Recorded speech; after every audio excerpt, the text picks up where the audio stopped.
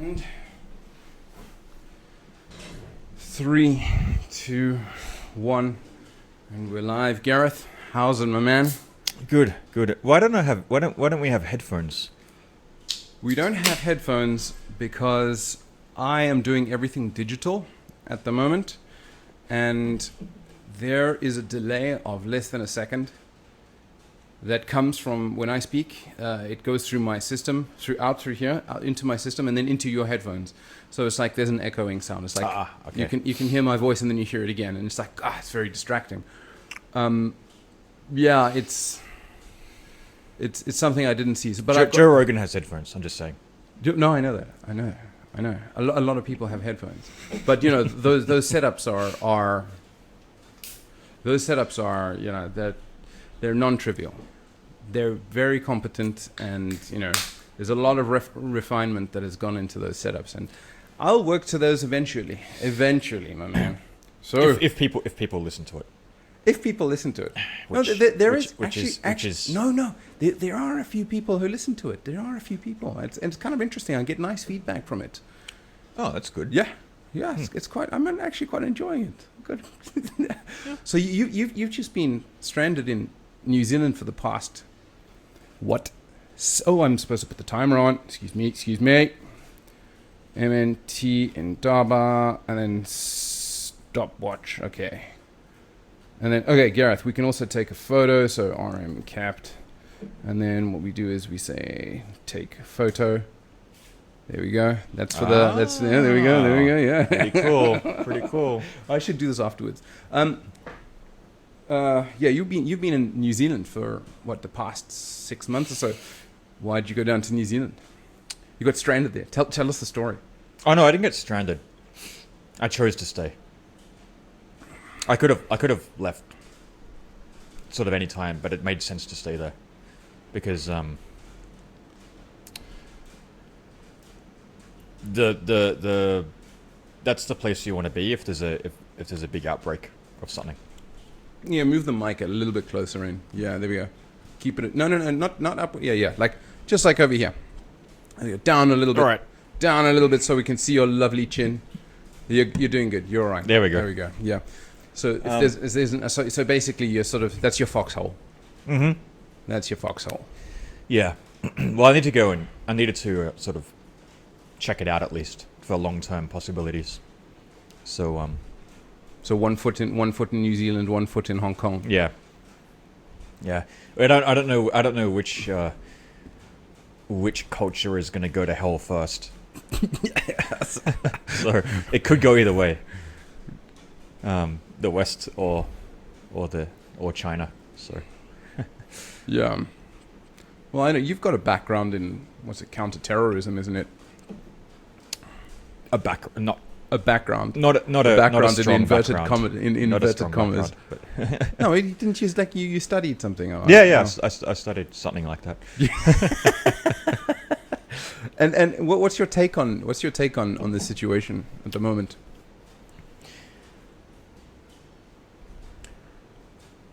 The US has been trying to pull someone into a Cold War for the last, at least sort of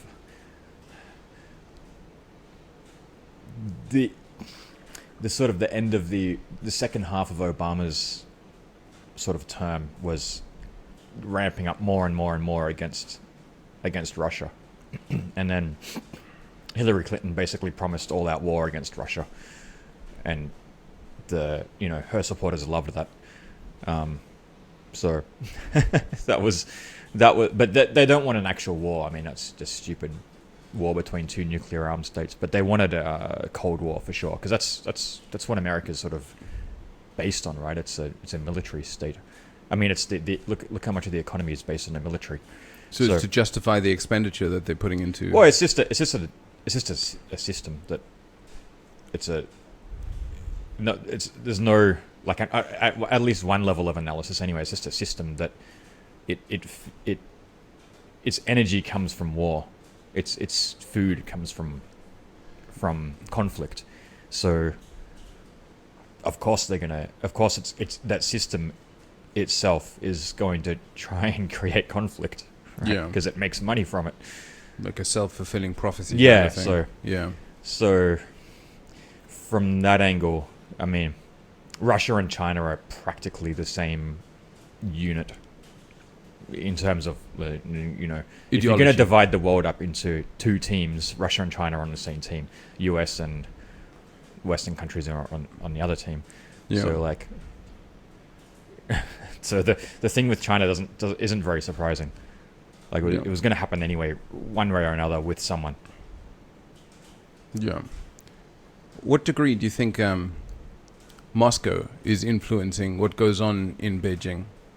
I don't know. I doubt at all. Oh, really? Okay. Like, not really. I mean, not. It doesn't really need to. They all know what's going on, so they don't need to influence each other very much, other than to sort of synchronize a little bit, I guess. Okay. Yeah, but I don't know. I'm not that up to. I'm not sort of, you know. I'm not an expert. Yeah, you've become a bit dull with your 6 months in New Zealand, haven't you? I mean, you used to be like, you know, bang on the ball for a lot of the subjects, and now now you've become a laggard. Since Trump got elected, I stopped watching as closely. You stopped watching as closely. Yeah. The reason? Oh, because it's no longer. The threat level was much lower after Trump got elected. But many people would disagree with you and say, actually, you know, Trump. That's because they don't like Trump. That's not because of anything so in reality. it's a knee-jerk reaction. Yeah. It's a knee-jerk reaction. I immediately, just because I don't like Trump, so I don't, you know, everything that he stands for, I don't like him. That kind of thing. I think it's just the way he comes across, and, you know, there's a whole anti-Trump cult, essentially, right? So, you look at there's so many of the like I think it was Lawrence Krauss or something. You know, there's this. He's a physicist. Yeah. Physicists have a doomsday clock. They do, right? Yeah. And I think now it's like six seconds towards midnight. They increase it, but they increase it based on based on the fact that they don't like Trump, not based on anything in reality. Oh, right. Like look at why they increased it. There's no reason. What? So there's no. It's not based on science. Just because they're scientists doesn't. They think it's based on science because they're scientists. They think they have a right to just make a claim without backing it up with any kind of evidence, because they're scientists. But in reality, there's nothing there. In actual fact, we were. If Trump didn't get elected, we would have escalated to this stage much faster. Probably against Russia instead of China, but who cares who it's against? Yeah.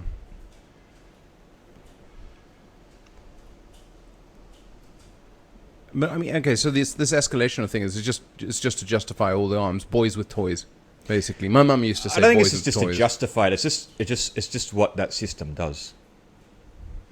Well, I think there's also more to it than that. I mean, there's also, like, you know, securing the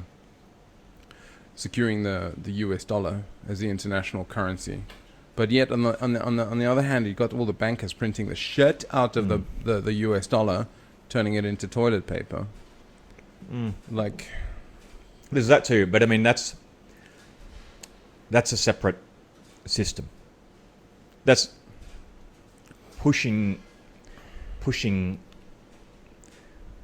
the US in the same direction as the military system, but it's a separate system. okay. Do you want to go into how that system works? The money financial printing system, yeah. Well, it's very simple. They print money for free, and you accept it and give them work for free, or labor or resources or whatever. Yeah. And if you try and opt out of that system to any like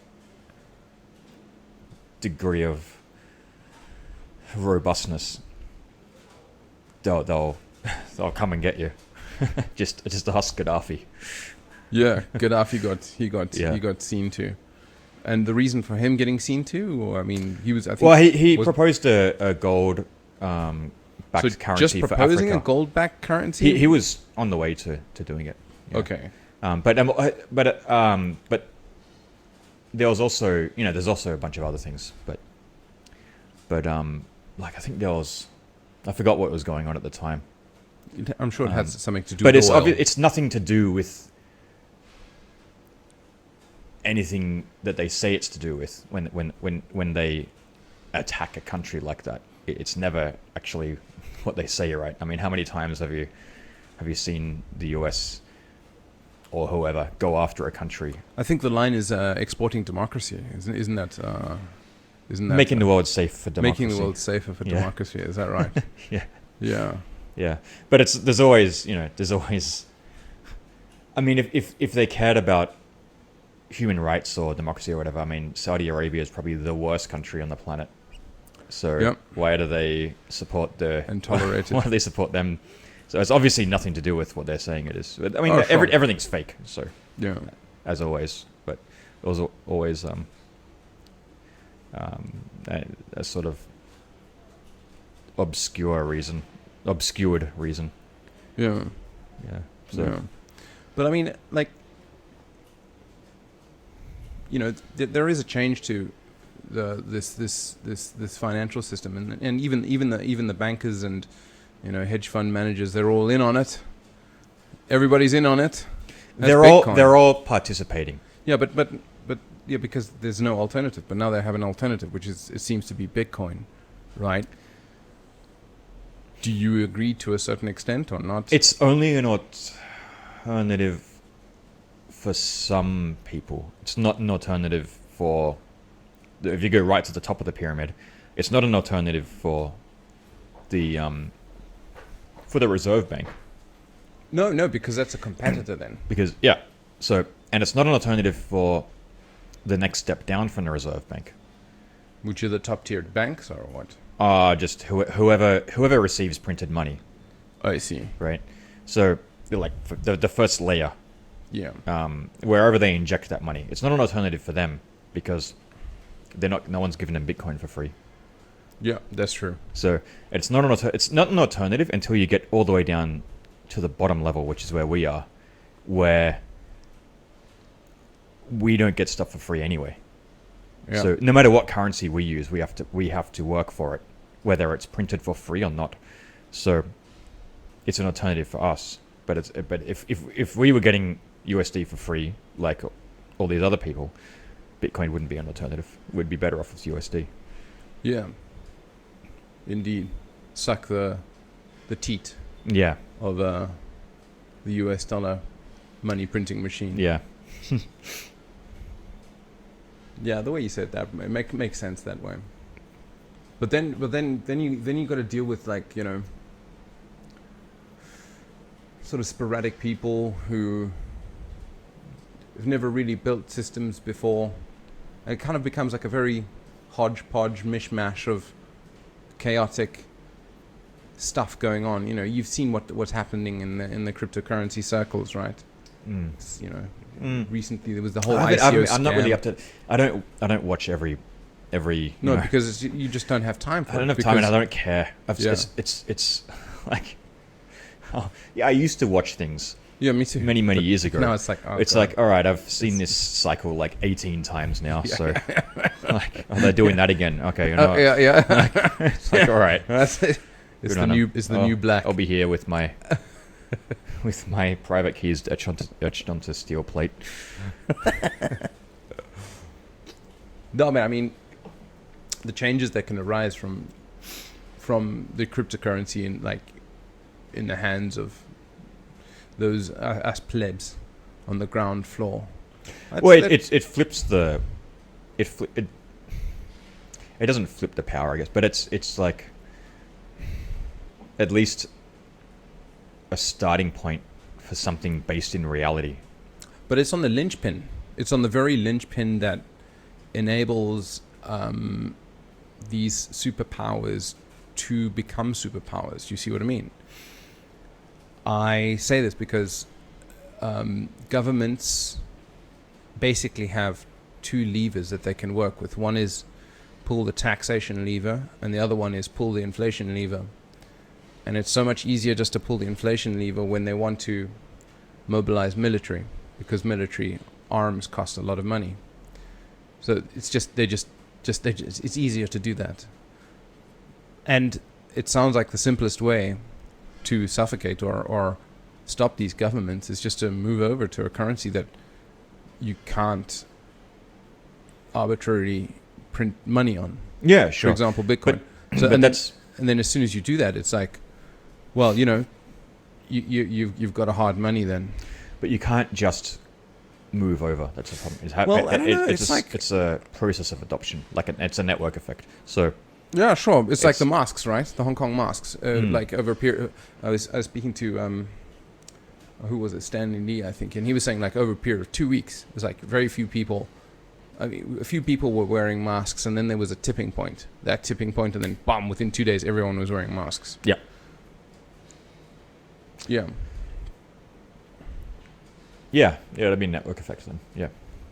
So the growth of masks probably, I'm guessing that it grew just the way these things usually work is it grows exponentially, and you just don't see the exponential growth until it looks like a sudden change. Yeah. It's going to happen to Bitcoin too.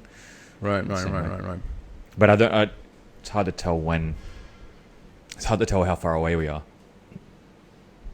Maybe it requires a good war or turning your currency into toilet paper for people to think, yeah, well, they're making better rewards there. Or for example, the supply shock, when people are like, oh my word. Yeah. If you look at the gold price, it's been climbing pretty steadily. But isn't that just an indication of the dropping of purchasing power of the US dollar? Yeah. To me, that's what it means, eh? So when that hits, like I've seen a little bit of it hitting food and stuff, but not really, not yet. Oh, it's when it hits, it's going to be fucking catastrophic. Yeah, because we've only seen it. We haven't seen that hitting food. We've seen something that looks like it, which is just panic buying, removing the supply to push the price up. But you haven't seen the money printing affecting it yet. When that starts affecting, when wheat and toilet paper and whatever skyrocket, not because the supply is limited, but because the supply of money has increased so much, that's when people are really going to notice that their savings are completely worthless and that they shouldn't have saved money in USD. Yeah. And for those people, it'll be too late, but they'll learn a lesson and they won't do it next time. Yeah. Oh, it's gonna be. Think of all those people with the retirements and whatnot. Yeah. Well, it'll probably come down to. It's hard to tell, but I think you have to look at the Federal Reserve's playbook, which is I think they're just going to roll out, Fedcoin, and then kind of like what China's doing.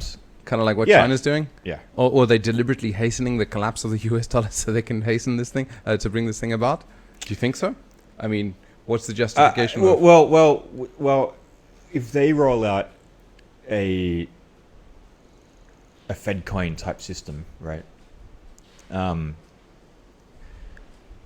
That's then the Federal Reserve directly interacting with users of the currency without the banks in the middle. Yeah. Which is really powerful. They haven't been able to do that before this. Two things come to mind when you say that. The first is you're going to have a very existing powerful entity who's going to not be happy about that. The second... Which entity? The banks. The banks won't be... It's about they won't be... The big banks own the Federal Reserve anyway, so it doesn't matter. Oh, okay. And well, okay, then only one point, which is it sounds like this is a very good way to introduce social credit score. Yeah. So it gives them that power, right? They can turn off accounts on a whim. Well, I mean, you see how disciplined they are when it comes to printing money.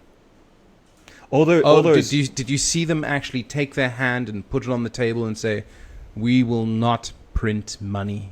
We will not do it. We will not hurt the people"? Do you think they're honestly not going to roll out a social credit score? Oh, they'll push this as far as they can push it. Yeah. No, the Yanks will have a good a good something to say about that.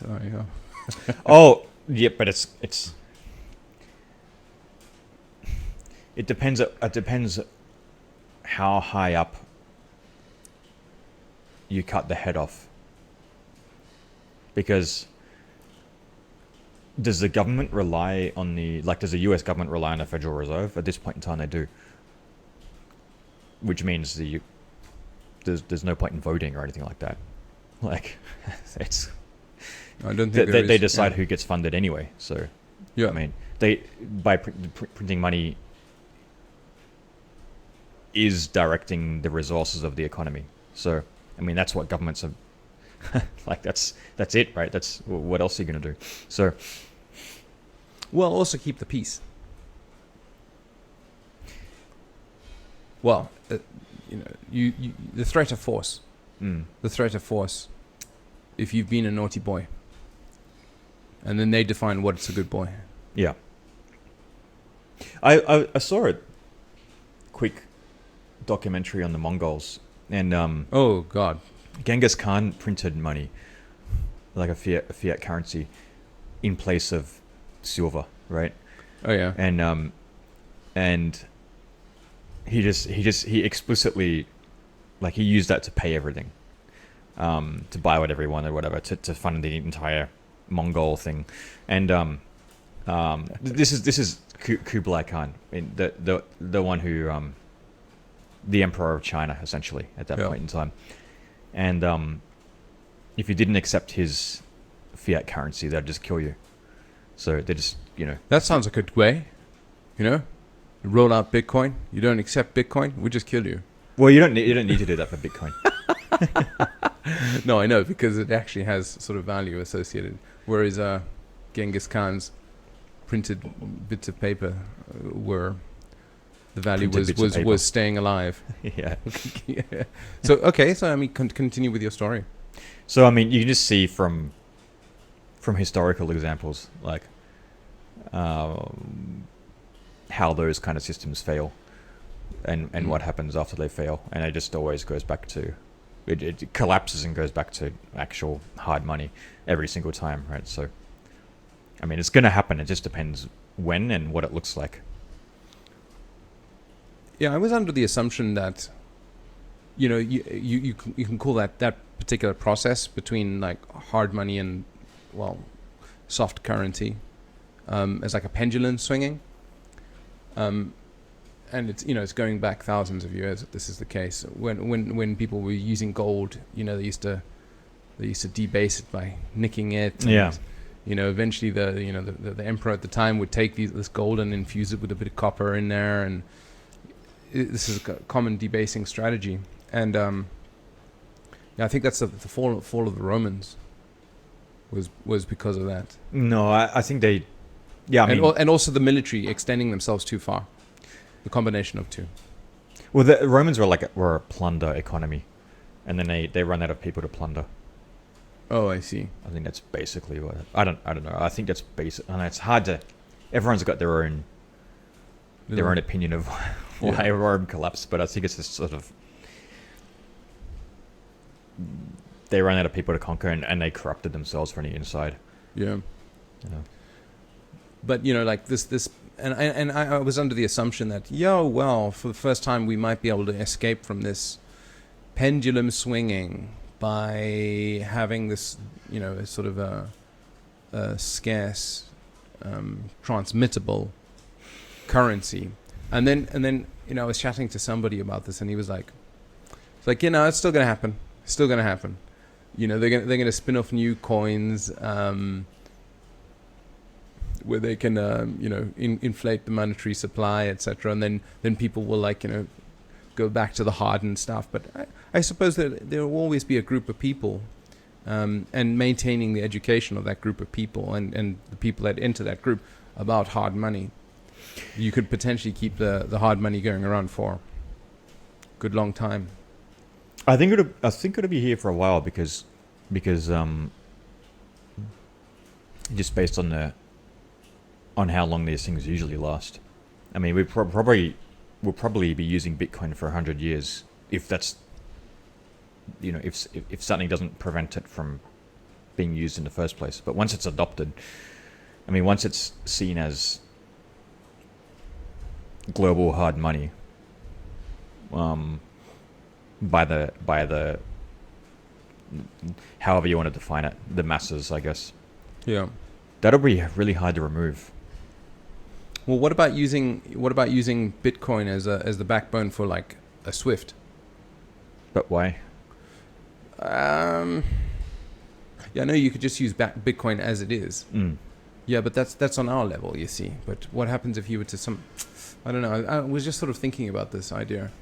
Like, you've got the Chinese who want to move away from SWIFT and trying to encourage Hong Kong banks to, so I hear, to move away from SWIFT. And they've set up their own competitor, SWIFT network. They set that up a long time ago, just wasn't used. Yeah, well, it's still barely used. But it sounds like if one were able to create a sort of SWIFT sort of clearing house kind of thing based on backbone on Bitcoin, you'd probably be able to get disparate actors all contributing and participating in this thing. And then eventually it's like the leaky abstraction of like Bitcoin just sort of like punches through, and then everyone's like, well, we don't need to use this abstraction. Yeah. We just use Bitcoin as is, I think it'll just end up China can't control any currency that's used as a global reserve currency, because if they do that, they run a trade deficit, which they don't want to do. Can you describe what you mean by that? If you want to create a currency and have other people outside your country use it as a settlement currency, they have to have that currency, which means you have to buy something off them first. Okay. So you're sending money out first before it can be used, before it can come back in. So it's kind of however much money is in circulation outside of your country, that's just how much you've bought off other countries. Right. And there's got to be enough supply there to be used as a global currency. So you always have to have a deficit to keep that supply up. Oh, I see. That's why the US has run a deficit, a trade deficit, because they have the global reserve currency. It's extremely expensive to maintain it.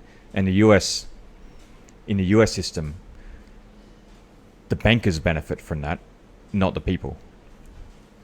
So that's why there's so much, that's why there's like 3 guys who own 50% of the country, or whatever it is, whatever is reached at this point in time. Right. Because all the benefits of that trade, the cost of that trade deficit is borne by the people, but the benefits of globalization, of the benefits of that sending money out of the country, goes completely to the people who own the money printing presses, right? So, and they decide where to inject that value.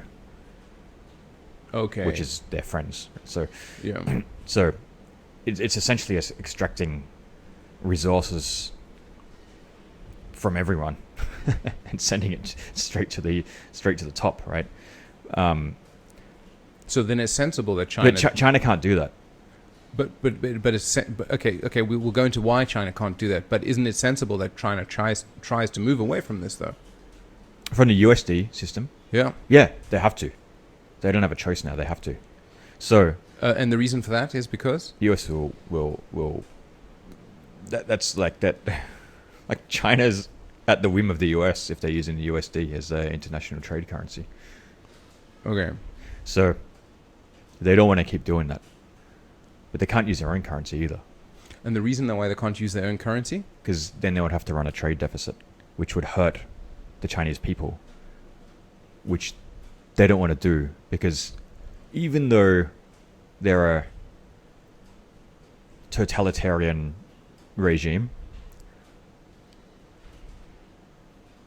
they can't.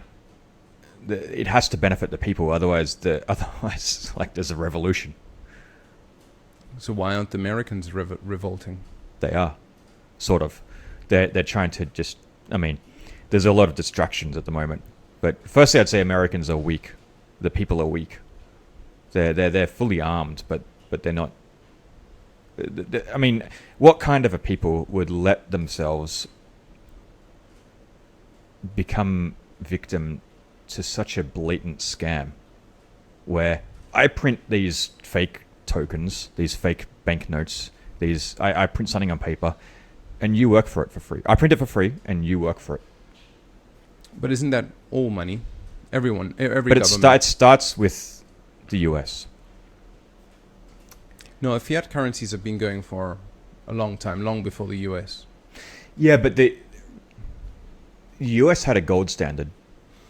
Well, they coaxed the rest of the world to believe in their currency. Well, they coaxed because the of Americans first, though. They coaxed the Americans first. The American people first. Oh. Right. They had a I gold see. standard, then they confiscated everyone's gold and issued they did, banknotes. yeah, What they- kind of people lets that happen? A weak people. I see what you mean. They had everything, and they just threw it. They let someone take it off them. Okay, well then you. Yeah, I see what you mean. So what do you? It's expect? like our value. We're just going to hand over. Yeah. So our now they all value work to for you. free, And now, and yeah, and other countries have been sucked into it as well. But like, But they were also involved in a war at the time, you know. So there was a rather strong element. so of what? Use your brain. Desperation, bro. Desperation. It's like if we don't get those weapons and supplies, we are dead.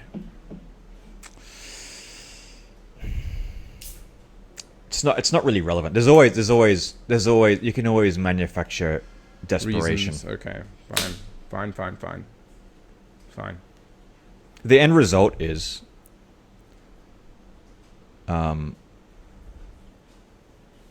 America gave everything away. The American people gave everything away. They had everything and they gave it away. To a select group of American people. Or it might To, not to a select necessarily... group of international Yeah. clique Yeah, of bankers. yeah, So it's like, well, if you're dumb enough to do that, yeah. I mean, So the Chinese and Indians would not be dumb enough to do that. Is that what you're saying? Yet the Chinese government wouldn't let anyone else do that. So Only that they only can do it. leaves the Chinese government to do it. Which they are doing now. Which they can only do it to a certain extent. I don't think the Chinese government actually wants the best for China in the long term. Expand on that.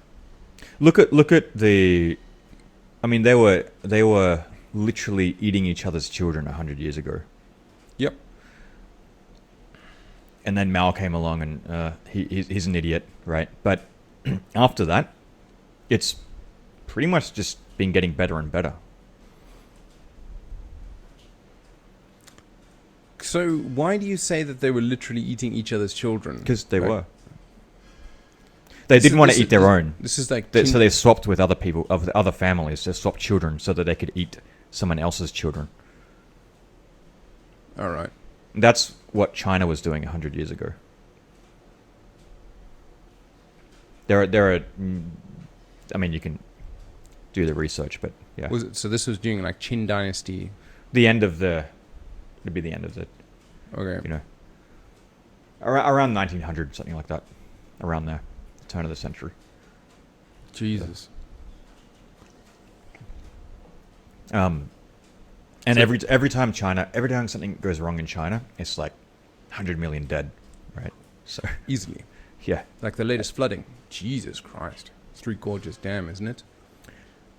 yeah. I haven't really looked into that. Other than I looked really quickly into like, is this dam gonna fail? And it looks like no. So okay, then it's just a flood. All right. Okay. Well, lots of places have floods. Right, okay. Bad timing, but Yeah. it's just a Yeah. flood. I was chatting to somebody who said like the reason why there's no like, you know, apparently there's all the police and, you know, military and whatnot, they've moved down to the border of Hong Kong and the Xinjiang area, you know, the borders with India and whatnot.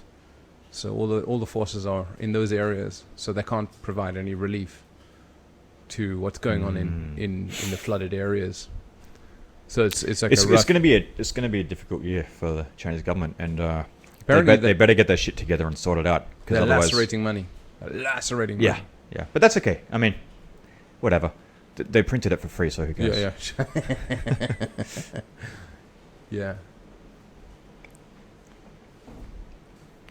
So okay, then so China's not going to do this. I thought China I think they're gonna try create and have a global currency, right? They're gonna try, but then don't they have to run at a deficit for yeah, that? they do. Yeah. So then and then they'll how get sick of that pretty quickly. Oh, the Chinese people will get sick of being screwed, or the people, or the international audience. The people and the government. I mean, they can't be sending too much value out of China.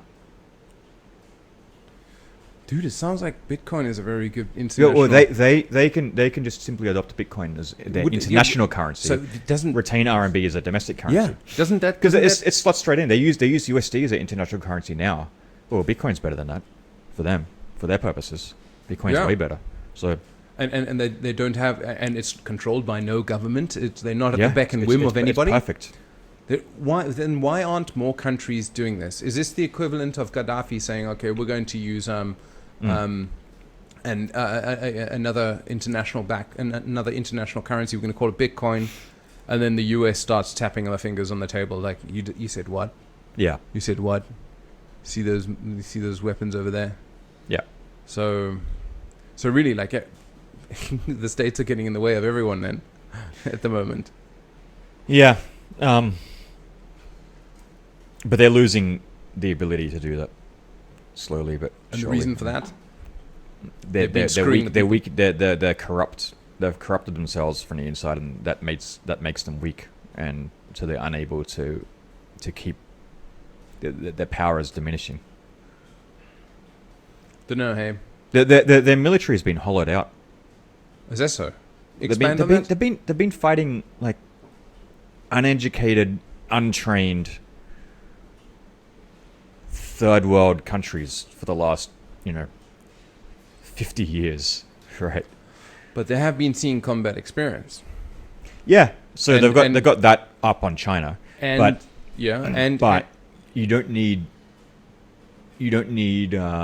advanced electronic warfare capabilities to do that, so they don't have it. Like China, look at in the South China Sea,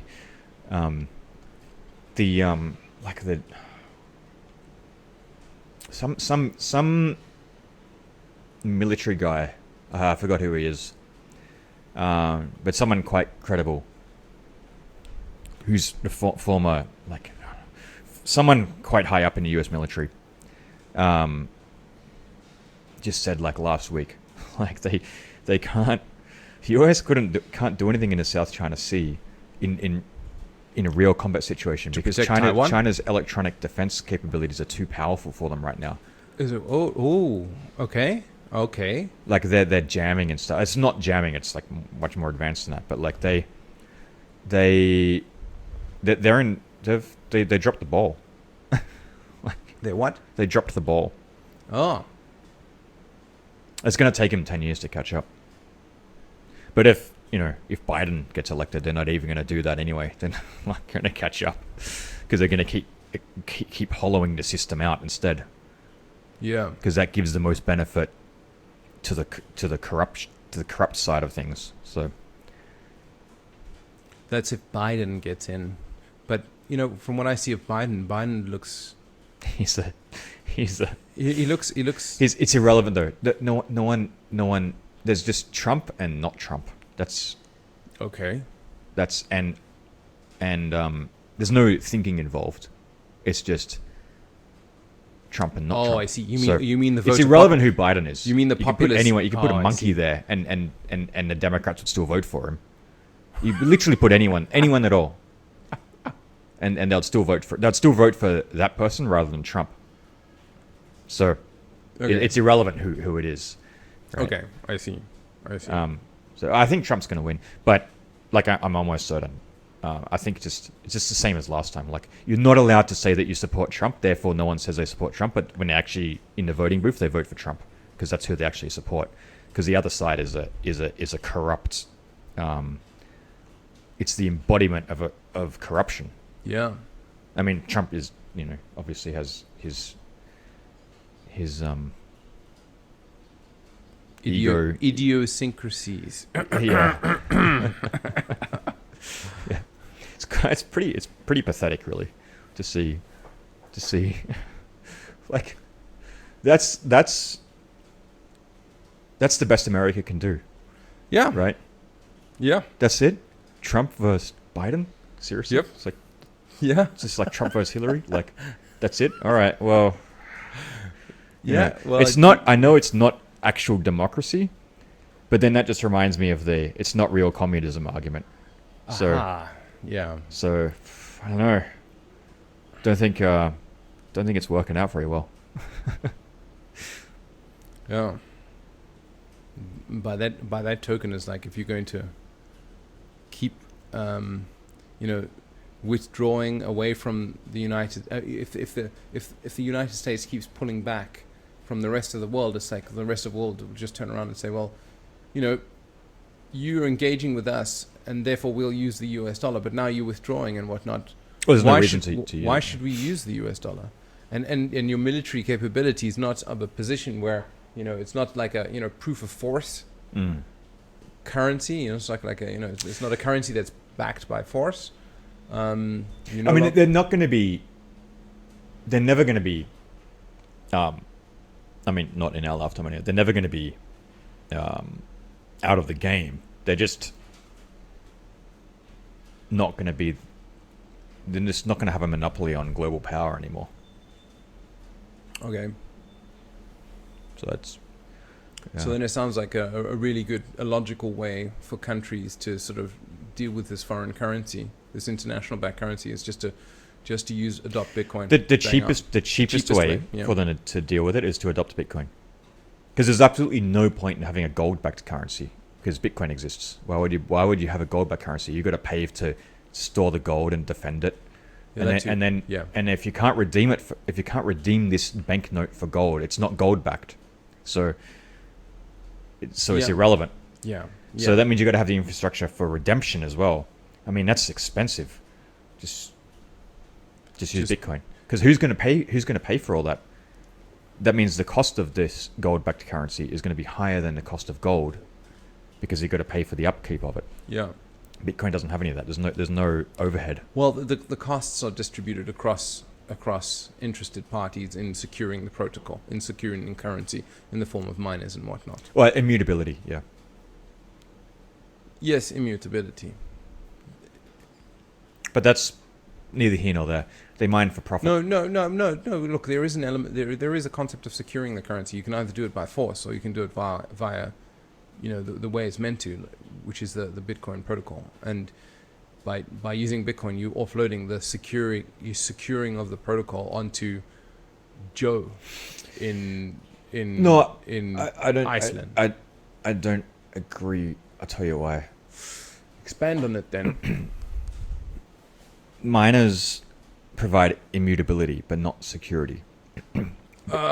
Security is provided by your wallet. Okay, let's go back to basics then. Define immutability.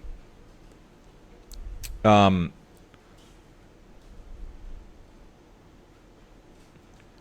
rewriting history. State cannot be rewritten. Historical state cannot be rewritten. So, okay. So that's what you like mean. After a certain point, state cannot be rewritten. Okay. When it becomes immutable at that point. Okay. But is that not... And that's also to prevent double spending, as well as... but that is securing the coin. I guess right? it's security in a way, but that's not the security of Bitcoin. That's not the whole picture. Okay. It doesn't matter what miners are. You could have almost no hash power and still be just as secure, because your wallet verifies that transaction is real. Right. So it's irrelevant. But then there's also the longest chain. So that means if you're a state actor... But the longest chain is only for immutability, to make it more expensive to rewrite history. Yeah, right. My meaning... Yeah, okay, fine. So miners provide immutability. Okay. Now, you also mentioned security in the next breath. which is a separate concept. And do you want to expand on what you mean by security?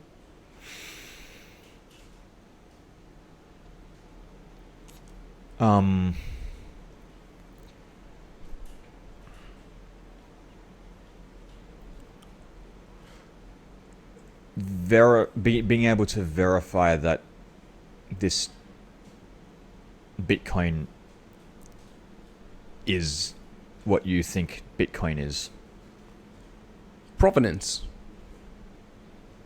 What's that security model? The CIA Triad.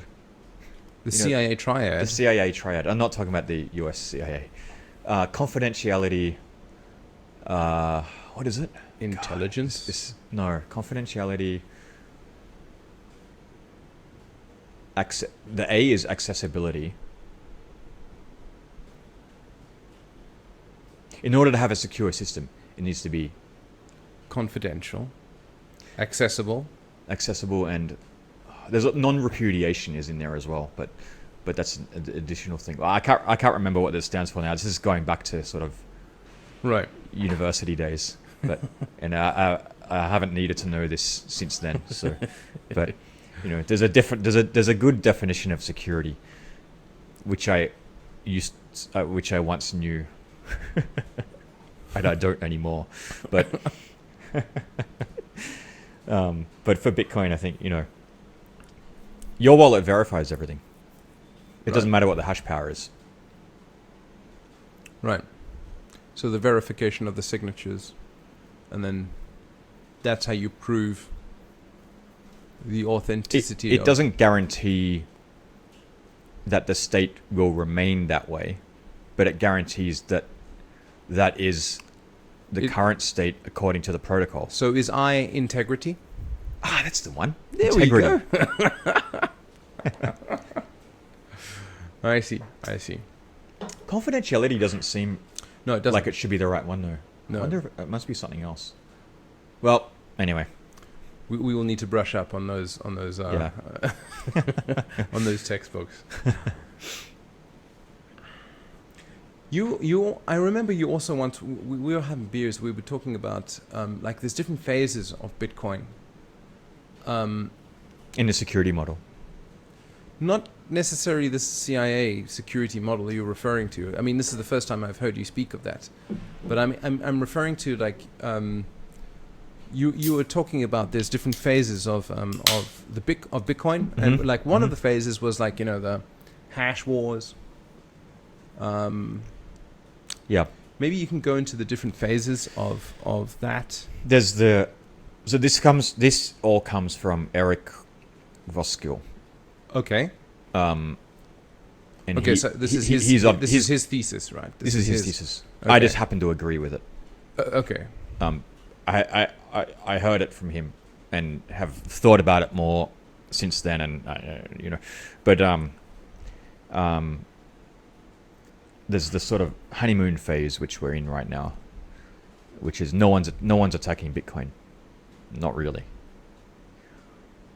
but the attack's coming, so that it will transition from honeymoon into criminalization.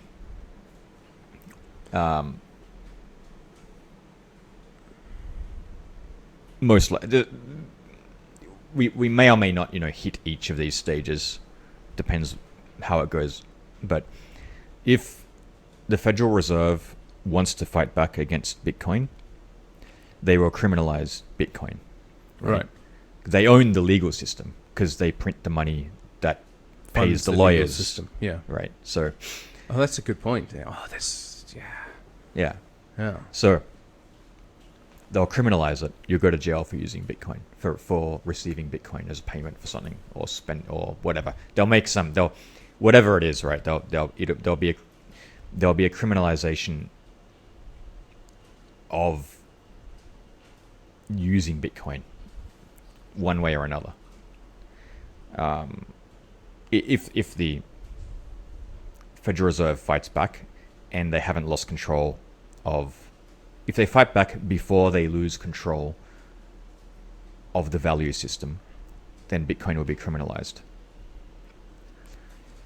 Criminalization will probably fail. It might not, but it'll probably fail, and just make Bitcoin more valuable. So black market stuff, as Black soon, market as, soon stuff, as yeah. you want to make something really popular, I think they'll forbid it. criminalize mining, right? They'll criminalize mining. So if you But don't, that's easy to just move offshore, move it to Iceland or some other. well, I mean, countries can opt out of that, and then the US invades them. So yeah, but I see. But I okay, see. so then the wars become not about like democracy or oil and resources; it's about hunting the miners. So they'll come up with Fedcoin, and which will just be if that the Fedcoin they're going to create first is not this. The Fedcoin they're going to create first is just USD on a blockchain, So or like on Libra. a blockchain type system. It would be like a Libra.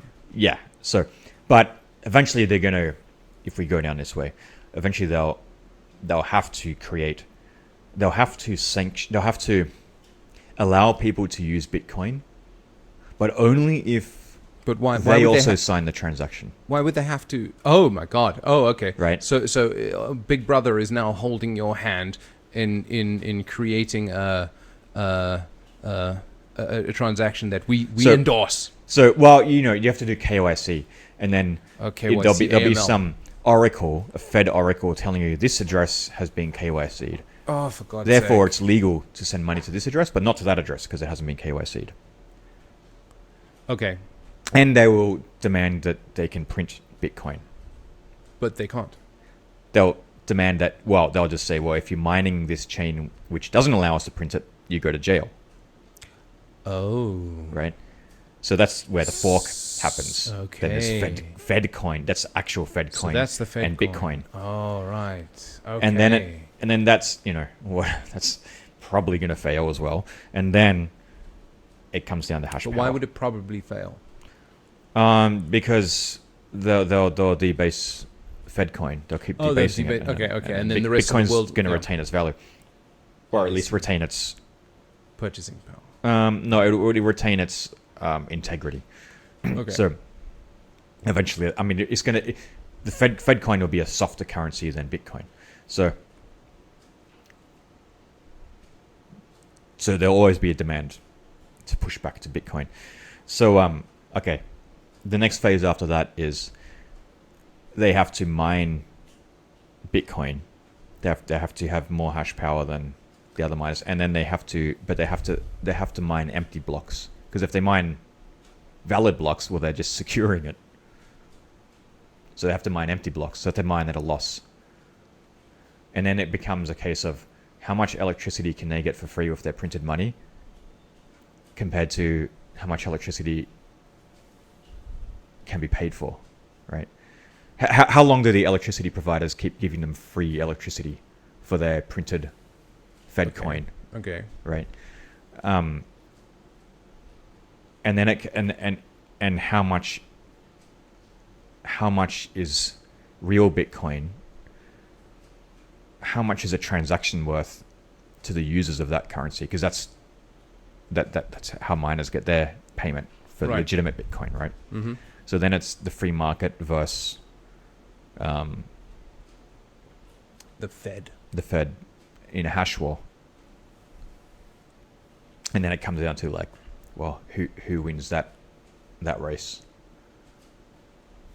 But they can never stop mining for free. They have to keep mining at a loss. But like no money, was it Thatcher who said like no money? Every dollar that is the money of the government is actually the people's money. But that's in a system which assumes that all money comes from taxes, which is not the case. And did you spill beer all over your chest? Do you need a bib? Okay, That's why we that's can go why I across wear the road and get a bib. That's for you why if I you wear want. cheap shirts. Is that? My shirts last a year, and then Is that right? And then onto the next. No worries. I think I can see your nipple through there, so it's like a.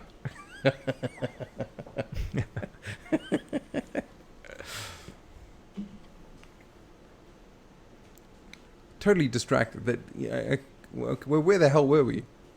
No, we're talking about the hashing wars, and then. Jesus fuck. Okay, already on the second beer, and it's a little bit toasted, eh? So it ultimately comes if Bitcoin, like, these are the stages we have to go through before Bitcoin becomes a global sort of default currency. But we could go through it. We might not actually need to go, like, they could be so retarded that they're going to screw up their own currencies as it is, and then it's like, oh my god, well, yeah. I mean, so far it's looking pretty good for Bitcoin, because yeah. I don't think Bitcoin's even on their radar right now. Okay, but it's definitely on the Chinese radar. Yeah, but China's buying it, so they're buying Bitcoin. Yeah, like you mean the Chinese government or the Chinese people? So I have. Do you mean Chinese government or people? Well, Chinese people, of course, to some extent, but I mean that's a lot of people, so there's going to be some of them buying it, whatever. But I have it on record. Not record. I have reliable information. Okay. That all the top guys in China, they all have Bitcoin, and Xi Jinping doesn't mind because he knows all their addresses, so he can see whether there's a coup starting up against him, because that's how they gather. That's how these top families gather resources, right? They save it in. They're not saving RMB because they're smarter than. They wouldn't be top families if they saved in RMB, right? They're not that stupid. So they're saving Bitcoin. Xi Jinping doesn't. He's not against it because it gives him visibility into. Gives him visibility into it, but also, I think they understand Bitcoin. I mean, Putin understands it. Oh yeah. And he's at the same sort of, in the same realm, right, as those people. I mean, he definitely. Have you seen the statements from Putin about Bitcoin? No. He someone asked him, why doesn't Russia create a cryptocurrency? And he said there's absolutely no point in a state creating a cryptocurrency, because the whole point is that it's decentralized and not created by a state. Ping. So he understands completely what's going on. Yeah. It's like I wonder how much of the buying Bitcoin by these governments is sort of going on behind the scenes, Probably a lot. Yeah. But not only that, institutional investors and whatnot, they're all in on it. They're all in on it. Wall Street's... They're trying to get it without raising the price. So it's kind of all OTC stuff, right? It's kind of difficult to do that, right? Well, it's just OTC, buying it off miners, or subsidized mining, which is... I think they're doing that in Russia at the moment. They're subsidizing mining. I think China's doing it as well. But there was definitely a bill in Russia that was proposing subsidized mining. And subsidized mining means that the government will pay... Well, okay, the people will... use the government using... Free energy for mining. Free energy for mining, but then they take a percentage cut. Yeah. Well, not necessarily. I mean, like, if the miners don't have the costs to pay, then it's like, okay, sure. Like, we're actually making a profit. Because they don't have to pay for the electricity, so maybe they'd have to spend, like, say, 80%. Or maybe they pay for the electricity in Bitcoin to the government. And then the government gets. I see. Gets Bitcoin, because that's the simplest way for the governments to accumulate Bitcoin, and it leaves no record of them accumulating. That's a bit sly, hey? That's a bit sly. So if you're like the government of Iceland, that sounds like a very good way of doing it. Mm-hmm. You've got very cheap energy. Well, maybe not Iceland. You want something... I think it'll be used as a way to get out of the USD and SWIFT system. Right. So, by but this game doesn't really work. These 4 stages that you mentioned, it doesn't really... I don't see it working very well with like a proof of stake coin. It's almost like proof of stake doesn't work because There's no external. You need. What I mean by this, but let me finish what I'm going to say, and then you can expand. It sounds like this proof of work approach. It has like a military, you could say, the equivalent of a military. So if everyone's good players, you could just, everybody could mine happily, and you can keep maybe you can keep the hash power low if you wanted to, but as soon as you get for example, some bad actor that comes in and really tries to, everybody can ramp up their forces and to sort of dominate this situation. But within proof of stake, there's no extrinsic element. Can I? It's difficult to describe this. Maybe you can. You understand it. But maybe you can do a better job of explaining it. The power, the hard power in proof of stake over the consensus protocol is derived from within the existing system, not externally. So you can't. So are you referring to the dynamics of proof of stake now? Yeah. Within the existing system? Yeah. Okay, you mean like whoever holds the most amount of coin, for example. If you want to have power in a proof of stake system, you have to acquire. Yeah. Within the system, right? Okay. And once you're in, there's no cost. You can't. But getting in. You can't compete it's not with an existing ongoing cost. Yeah, you can't compete with existing stake with an external source of anything. You can only compete with internal. Which means you have to keep purchasing, buying more. But then you continuously increase the price. The price, yeah. And then anybody who wants to come into that. So it gets more difficult to once you're in, there's no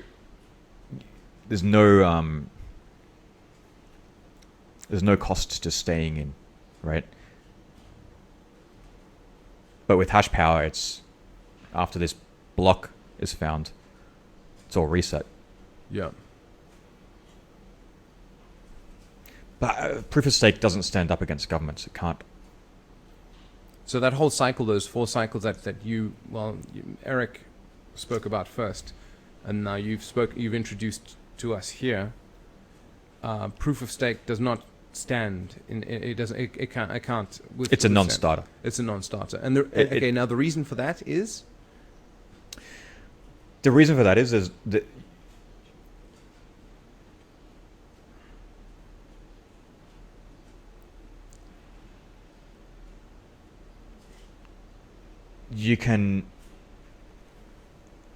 the adversary can simply acquire stake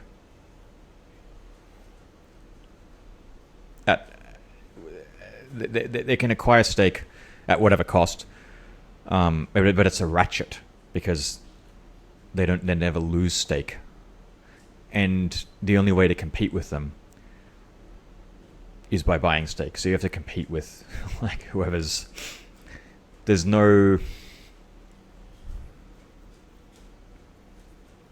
So it's like climbing a mountain versus every time in proof of work thing, the mountain is leveled every time. But I guess, yeah. I don't know how to articulate it. And I've asked Eric to articulate it better. He hasn't yet. Oh, I see. But I asked him when I saw him last time, which was like 3 years ago. Okay. And I haven't seen him articulate it anywhere. But he just I think it's so simple for him that it's like it's a quick thought process. He doesn't see a need to articulate it. Oh, I see. But I don't understand. I understand it at a sort of black box level. Internal versus at a black. I guess there's internal power and external power. If you can't compete by using external power, well, you can't really compete. I mean, you can't really. It's whoever's got the power already is in there. That's it.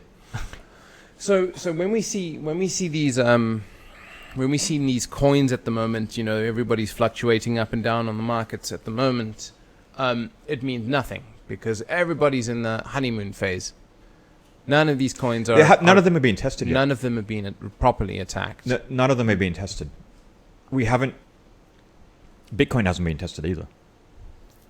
I mean, not at that level. Well, it's been not at that level, but it has been tested. It's incrementally being tested, yeah. But we haven't reached that level yet. The only currency that I can see that has any kind of chance out of all of them, and I've looked at, over the years, I'm familiar enough with what technology is and isn't available, and the only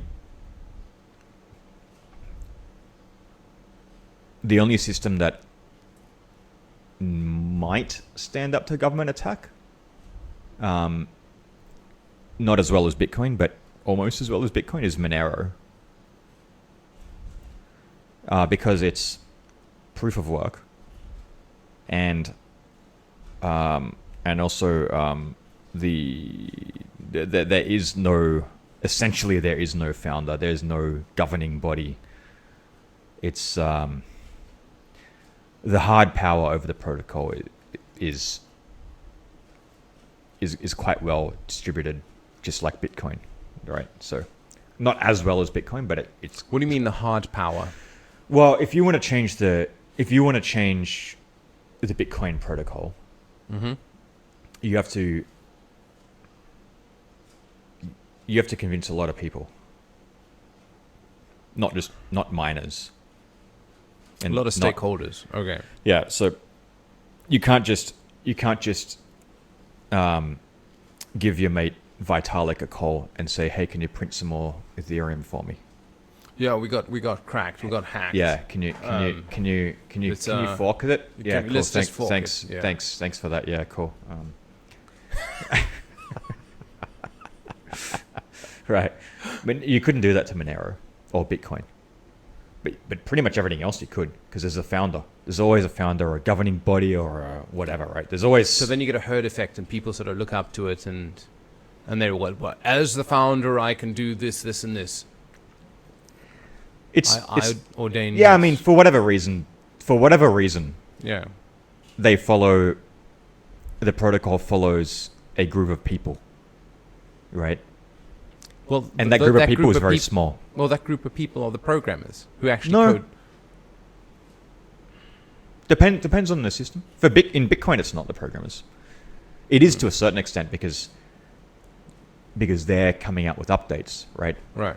But if they change something that people don't like, all hell will break well, loose. there'll just be a different group of programmers who say no.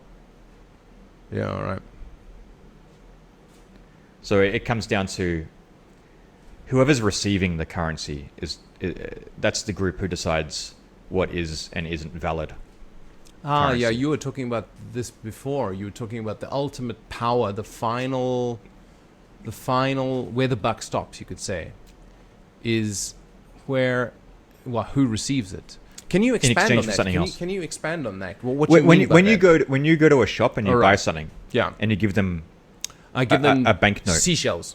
You give them a banknote. Okay. That shop decides if that banknote is valid, not you. Okay. So right. They put it under a UV thing or whatever. They may choose if they don't want to accept it, they don't accept it. Right. If they think it's not real, it's not real. Yeah. Same with Bitcoin. You can claim that you're sending me a Bitcoin, but if my wallet disagrees, you don't get whatever I was trading for that Bitcoin, right? Yeah. Therefore, it's not valid Bitcoin. Yeah. I mean, when you zoom out to the sum total of everyone who's receiving Bitcoin in exchange for something else, it's that group that decides on an individual cumulative basis what Bitcoin is. Mm. No one else. Everyone else is a service provider to that group. What do you mean by that? Everyone else is a service provider. The programmers are providing a service. Oh, I see what you mean. And the miners are providing a service. Okay, so they're the ultimate core. Is that what you mean? They're the beating heart of this system. They're the hard power. They're the hard power. So everything else, the surrounding support systems, are the soft power. Is that what you mean? No, they have some Well, soft they power, might be but hard power too. I mean, they have some soft power by virtue of whatever they're contributing as a service, right? yeah, okay. So that gives a good definition of hard power versus soft power. Oh, that's kind of good. That's kind of good. Yeah.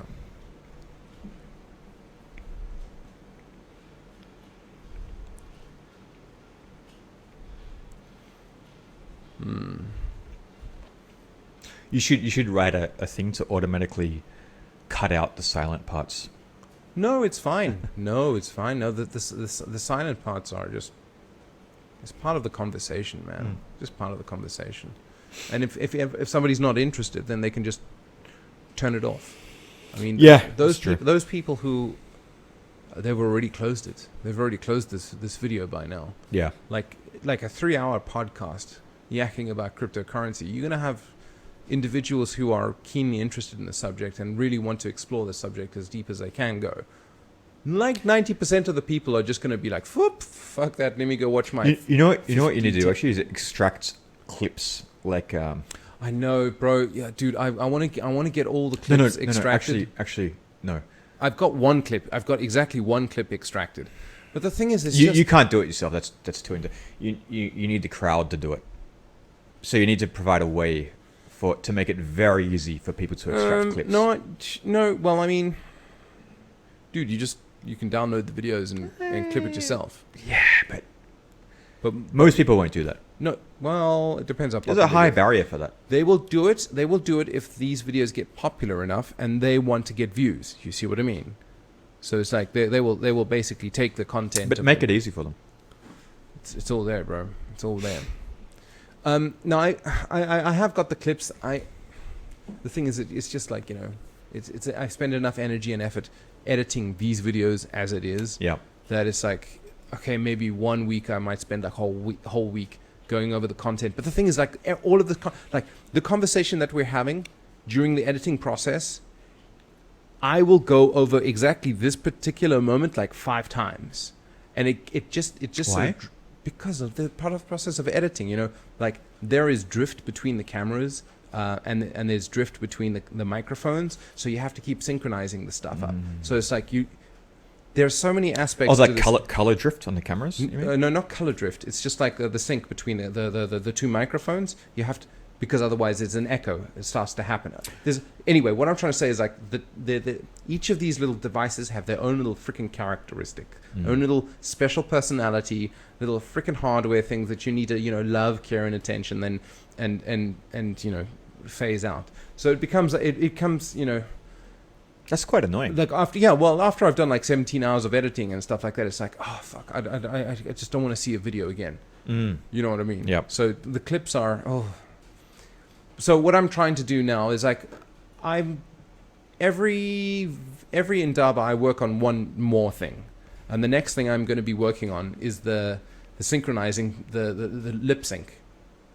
The lip sync, I'm screwing that shit up. Like towards the end, like the lip sync is like up to a second off, so I need to keep it like nicely timed. And then after that, what I'm going to do is like once that habit is developed, I might. How does lip sync get off? Dude, there's drift between camera and audio. I know. Don't ask me. Timing drift. How does that even happen? I don't. It just happens. It just happens. That just freaking happens, and it's annoying. It's annoying.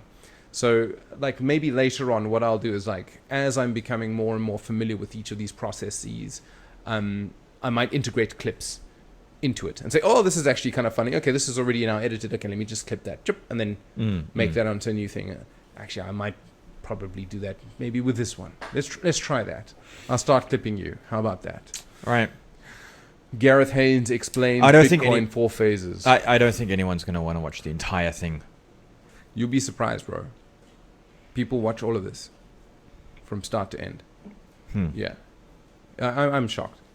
And it's like an international audience. They're probably not. They're probably just put it in the background. And well, I don't care. I don't care how they do it. I mean, it's just, if they're doing ironing or whatever they're doing. But there are quite a few people that actually watch the complete thing. It's shocking. I'm more surprised than I thought it would be. But But that's just a testament to the interesting guests I have.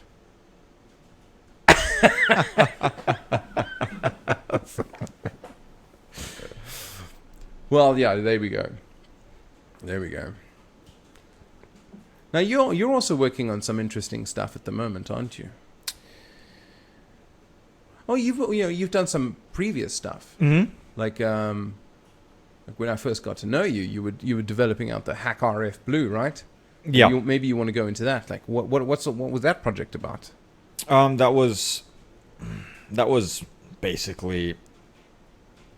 So I was trying to build this was like 2013. Okay.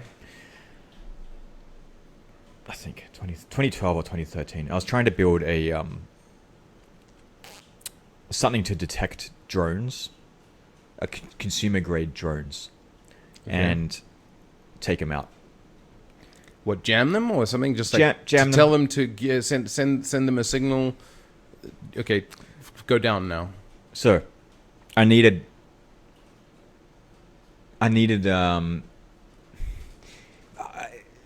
that's sort of how I entered SDR, software defined radio. Okay. I needed to wait. What is software defined radio? It's software defined radio is like a sound card, but it's for the RF spectrum instead of audio. Okay. So I needed access to the radio spectrum in order to detect drones, right? So I was looking at what can I use, and I was like, at that time there were mostly very expensive platforms, very expensive hardware devices. Yeah. Actually, you know what? Just stay there. There should. Damn it! Where's the HackRF? Oh,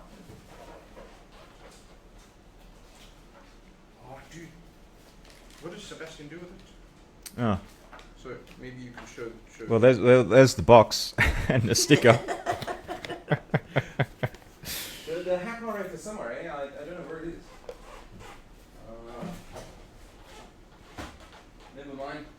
Never mind. You know what? Actually, I do know where it is. It should be here.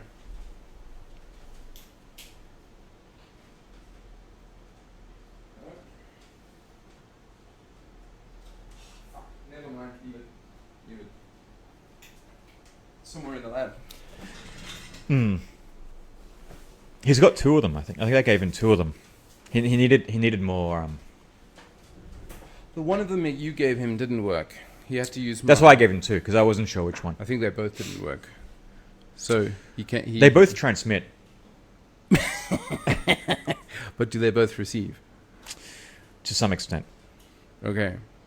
All right. They're the like any HackRFs I have left at this point are ones that failed one test or another. Right. When I was doing it, so I was really particular about the testing process, because there was a lot of people saying these are gonna be shit, blah blah blah blah blah, right?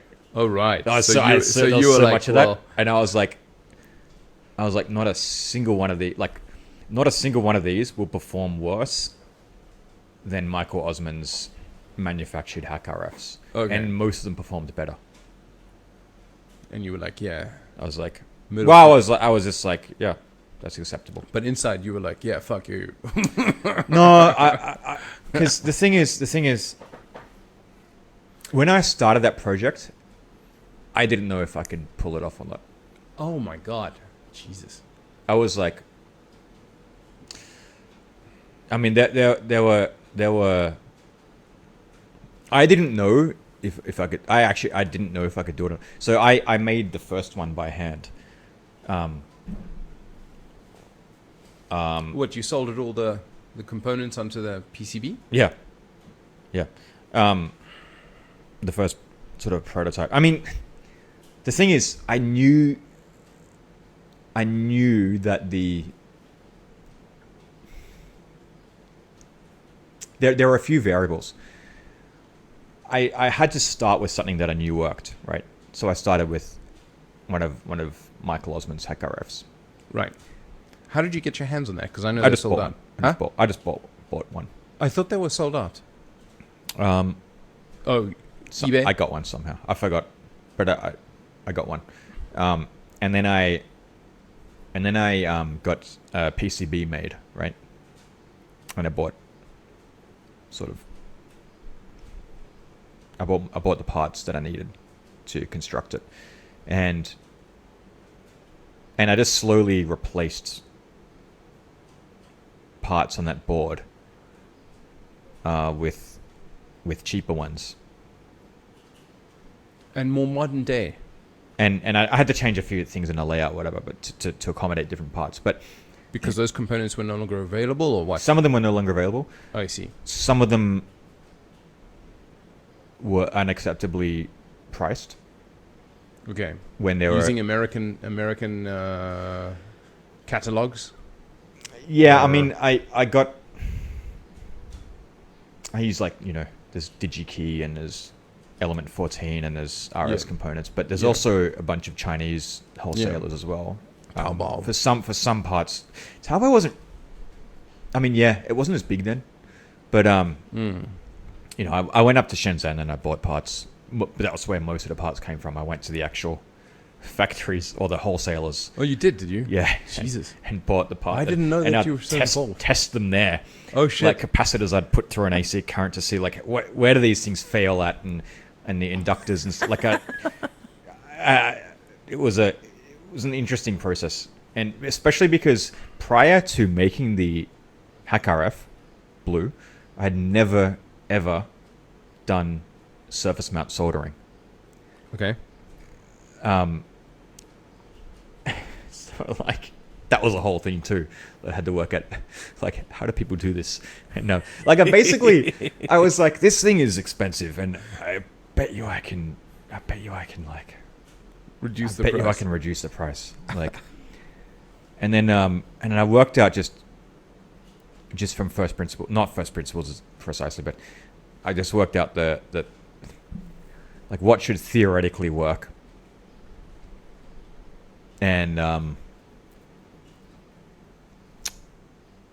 ran an Indiegogo campaign to see how many people would want to do it. And I figured, well, if I really can't do it, it'd be bad.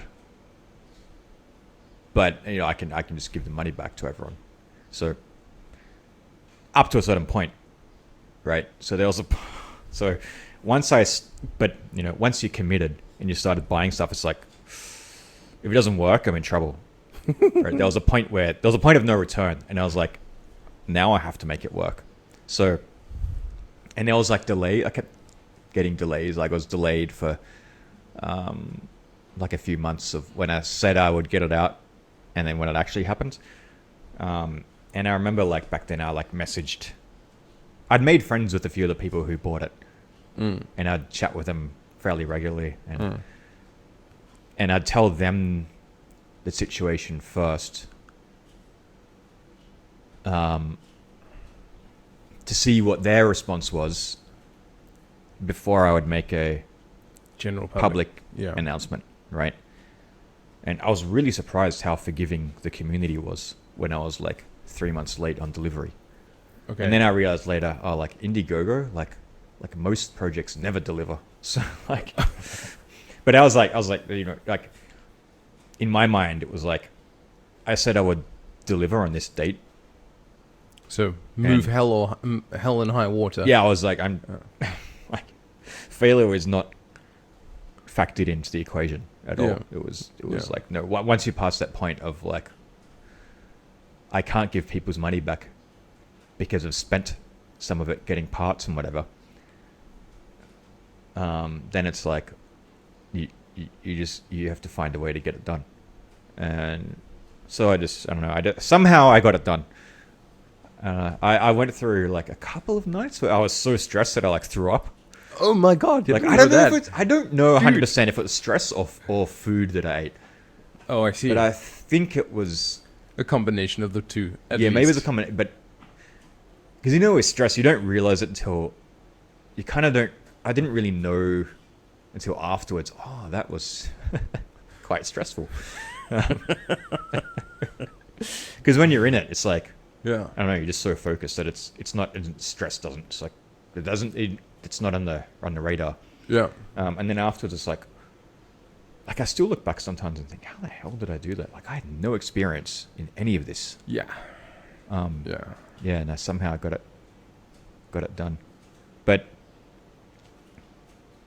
yeah, that's a double-edged sword though, being able to do those sort of things, because it also makes you lazy. Because don't know what you mean by that. Why?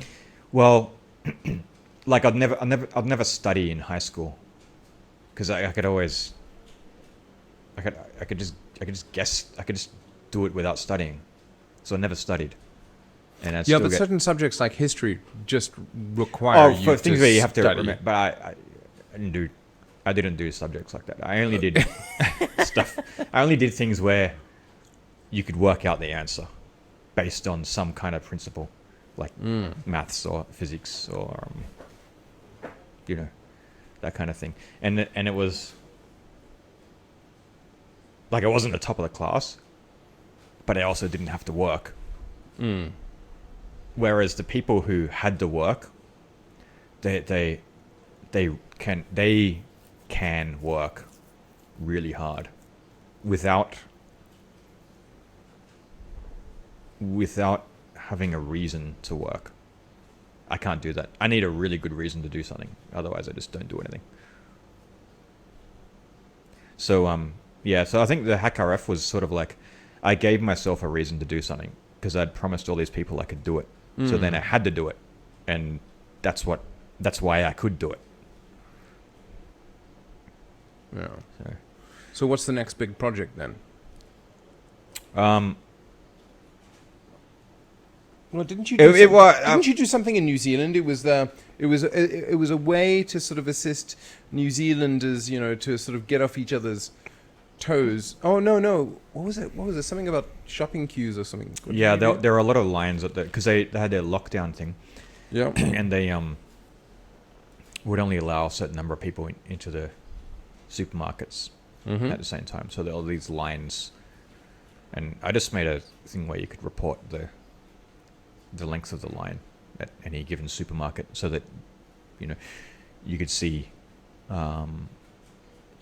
whether you should be going out now and waiting in line or waiting till later when there is no line.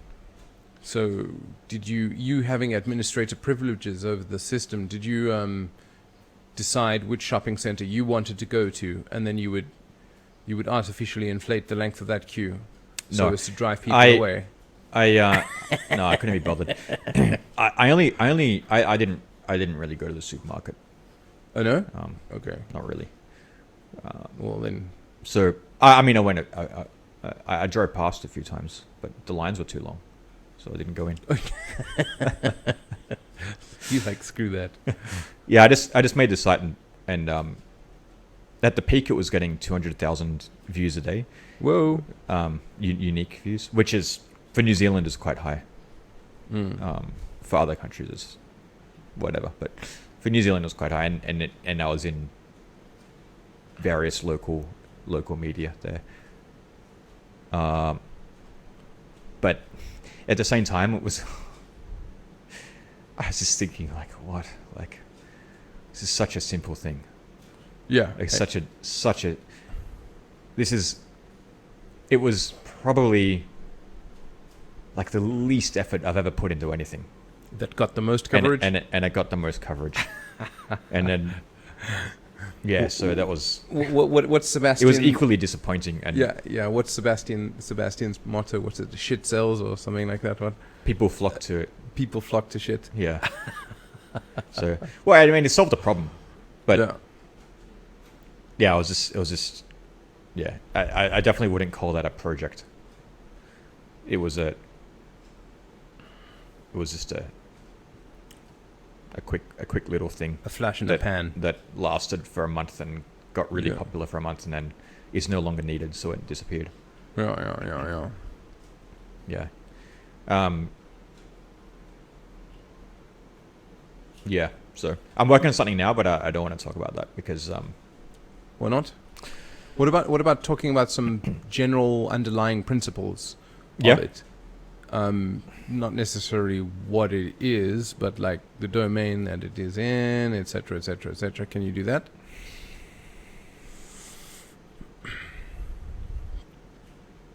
Well, we could talk about decentralization. That's cool. Because there's different things. You get like, you get centralized, you get decentralized, and you get something like what? Federated. Mm-hmm. Mm-hmm. No, distributed. Sorry, distributed. Distributed, decentralized, and centralized. So distributed is where you get a graph of nodes, and maybe each node would have like 3 edges. And it's all But it's that's distributed in that sense. That's not a good. That's an unsatisfactory. And decentralized is a series of heavy nodes in the network, where a heavy node might contain 20 different edges. A light node might contain maybe 2 edges. That's mathematical decentralization. That's not human decentralization. No. Human decentralization is a small world graph, and small world graphs have this. Look at it another way.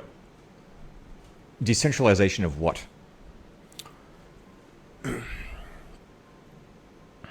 No, what I'm doing is I'm laying the reference. I'm saying, okay, we're going to talk about decentralization. Mm-hmm. All right. This is a sort of canonical definition of what decentralization is. Okay, so for example, centralized is where basically you got one massively heavy node and everybody's connected to that thing. Mm-hmm. Then you got centralized where you got a series of heavy nodes, and each of those heavy nodes might contain between 10, 20 to 30 edges, and the other nodes might contain 2 edges. And then you get a distributed did I call it distributed? Yeah. A distributed graph is where pretty much every single node in the network contains 2 to 3 edges. I think your definition of decentralization will change based on what context you're viewing it in. Likely, but so without foundational principle, that initial definition, what do you mean by decentralized? What category do you... Because this is a very common... People commonly get this mixed up. And they talk decentralized. Like there's a cryptocurrency community. They talk decentralized. It's coming out there as they have no fucking clue what they're talking about. No, it's... Yeah. Zero clue. Yeah. When I talk about decentralization of for example, a blockchain project, right? It's just an example, but I'm talking about the decentralization of power, hard power over the protocol. So hard power is those who decide who what to the protocol accept. is. Okay, well we decided earlier that accepting the coin would be the hard power, and then deciding what the protocol is. So that's why Bitcoin is the most decentralized, because it has the most understanding about what the protocol is, or it has the largest number of people that will accept receiving that coin for something else. So then what you're saying is, okay, so Bitcoin is not a shitcoin. So what's the threshold to move from a shitcoin to not a shitcoin? Bitcoin is not a shitcoin, and everything else is a shitcoin. Okay, so if you have a currency which is more accepted by more people throughout society in many different countries, is that a shitcoin? More than Bitcoin. Bitcoin. Does it? Okay, it's a 1-for-1 fork of Bitcoin software, protocol, everything. Yep. But it is accepted in more different places. You can get more different services. You can get more of everything. In that case, it has more value, and it has more hash power. I don't care about that. I'm talking about the hard power, because you said that all of that stuff is soft power. Mm-hmm. The programmers, the et cetera, et cetera. That's all soft power. Mm-hmm. I'm saying that there's more hard power on this fork of Bitcoin. If there's more, is that a shit coin? if there are more things, no, I'd say that's Bitcoin. Oh, but then it has a different name because it forked from Bitcoin. So it's Bitcoin. I think anything that forks Cash or something like that. I think anything that forks from Bitcoin and has the most number of people receiving that in exchange for something else, I'd say that's Bitcoin. Because it will have the highest hash power because it will have the most value. Oh, so hash power dictates. No, value? hash power you can't separate. I thought hard power. I thought everything revolves around hard power. Yeah. So no, hard power is security. Dude, security. So if I so you saying the definition of security is then if I choose to because my wallet verified all the transactions. Because I'm accepting Bitcoin, so I'm running a wallet which verifies all the transactions. Therefore, I've determined that this particular chain or whatever is secure up to a certain point in history. Your coins are secure. My coin, well, I only care about my coin, so it's become a selfish thing from that perspective. Yeah. Okay. So secure in the sense that I control my coin, and not somebody else can control my coin. Yeah. Not the Cyprus government that'll give me a haircut. Mm-hmm. That's what you mean by security. But then that boils down to that's not a complete description. But then also, but I don't know what the complete description is. But then that also boils down to like key securing a key. Yeah, sure. So all of that. I think whatever you need to validate that is. Okay. What you believe is Bitcoin. Okay. Whatever you need to validate that is a valid form of whatever you believe you're receiving in exchange for something else. Mm. Okay. And that once you receive it, it can't be taken away. Okay, so you can have mining comes into it then. Still. You can have one of my favorite people, the Icelanders, who believe in elves, and they believe that elves are a critical part of determining that Bitcoin is Bitcoin. Then elves become a hard security, that's what they interpret. I don't think even Icelanders are that silly. Oh, I love them so much. Some of them firmly believe in elves, man. They firmly believe in elves. Oh yeah, well then ask them if they will let those elves decide what is Bitcoin, and I will convince the elves that something that's not Bitcoin is Bitcoin. All right, fine then. They don't really believe in elves. They only believe in elves when it's convenient. Yes, or to spin this cute Icelandic, story for the tourists, so that they can drive past a rock. Some special rock in the middle of nowhere and say that's an elf house. That's an elf church. So they can point at these rocks and it becomes something more than a rock. This is why I'm not going to Iceland. Bro, it's one of the most beautiful... It's Norway's better. Sorry? Norway. Have you been to Iceland? Nope. So how do you know it's better? Because I've been to Norway. You're so full of shit. Norway is... You need to go to both. No, Norway is good enough for me. Oh, is that so? I don't need to go to Iceland. No, you do need to go to Iceland. I've seen a picture. Isn't it just a rock? It's just rocks everywhere. No, they're not rocks. They're elf churches, buddy. There's not even any ice there. There's not even snow, right? No, there's plenty of it. Plenty. Do they have mountains? How high are they? How high are their mountains? Dude, they got volcanoes. They're like, it's a beautiful, beautiful place. I love Iceland. I love it. It's Iceland and the west coast of Scotland are two of the most beautiful places I've seen. I'd say Norway's better than both of those places. Well, I've never been to Norway, so I can't compare. Been to Finland though. Finland was lovely. Yeah. I like Finnish. I've been to Finland. They're quiet. They're quiet. You can get on a bus and people are quiet. They're contemplative. Yes. Well. I And we felt so out of place. You know, we were sitting on the bus and we were busy nattering to each other. And like, the whole of these Finnish people on the bus were just like looking at us. You know, it's like what are you two doing, talking? Can't you see that we're all quiet? You should be quiet too. You know, it's like, oh dear. No, I think from what I saw of Finnish people, I think they would be on the bus not thinking you should be quiet for the sake of being quiet, but they would be thinking, why don't you let me suffer in peace? What, through their exposure from like under the USSR for a brief period? They just look like they enjoy suffering. I don't know. Yeah. Oh, right. Okay. Like if things went really well for Finland, they'll probably be. I don't think they would like it very much. Bro, Jesus. Because then they would have nothing to suffer about. I don't know. I was only there for 2 days, but that's just. Were you impression. in Helsinki? Yeah. It's a lovely little city. I love that place. It's great. The Baltics up in that area is lovely.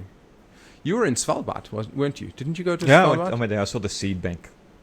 So you deliberately went to go to Svalbard just to go see the seed bank? No. I wanted to go there because for the Northern Lights. Did you see those Northern Lights up there? Oh. I saw them in Tromsø, which is way Where? better. Tromsø. Tromsø is northern Norway. Ah, no, I know. That's okay. That is. Is that why you say Norway is so beautiful? Tromsø? It's crazy. It's crazy, really, really nice. Beautiful, it's crazy just people, crazy what? Everything. It's Crazy. amazing. What is define crazy? The mountains, Oh, crazy. The Northern Lights, crazy. I don't need to go anywhere else after that. I'm like, all right, it's good. I mean, I'll go to other places. isn't it like a large percentage of your ancestry from Norway? Aren't you Norwegian? I don't know. Well, okay. According to my DNA test, yes. Northern Scandinavia. It's there's a Okay, so it was a very general sort of there's area. a people there called the Sami. Are you Sami? I went to I'm not sure, but I went to like when I was there. Those are the reindeer people. Yeah. You're Sami.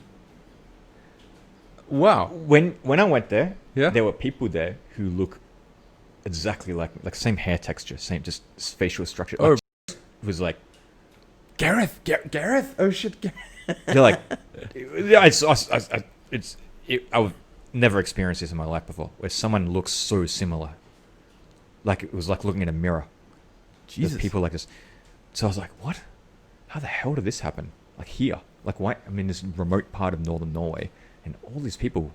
It's like I've seen like 8 people so far who look exactly like me, and they talk to me, and because I look like they think I'm a Sami, And you're like, and then, yeah, and anyway, then I did the 23andMe test. after that? Yes, and I ran it through, various. There's a number of databases for that stuff, and yeah, there's a lot of there's a lot of people up there who have very similar DNA. So a lot of ancestry. and there's a family story. Okay. I heard that. There's a family story that my grandparents' sort of family came from somewhere way up north. Okay. So I think it was sort of, a long time ago, but like before my grandparents. So maybe there's a pocket, because they're from Ukraine, and there's a pocket in Ukraine. There's a pocket of Sami Scandinavians. So you just have to sort of find that pocket, or maybe it's just pitted away. Or during Yeah, that I time, mean, I don't. Yeah, so I don't know. There's something going on there anyway. That's about the most I can make of it. There you go. But the AGI that we produce, we'll work this out later anyway, so it doesn't matter. What do you mean by AGI, Gareth? And intelligence so powerful with access to so much information that it will simply be able to derive everything about this and tell me the precise history of my ancestors. Oh, I see. Okay, so there's some hypothetical future that involves some sort of fappery AGI concept singularity bullshit. No. No, It's probably already exists. it probably what Google, right? No. If you if we ever produce an intelligence that's conscious, it will go through the same processes that we go through in terms of understanding itself. Yeah, but Right. we're always doing that. Yeah, but it's going to hit the same points. No, it's not, because it's not going to have physical bodies associated with it. Like, you know, we can lose an eyeball, we can fall off a building and, you know, crush our skulls. We have this concept of mortality. It can get turned off.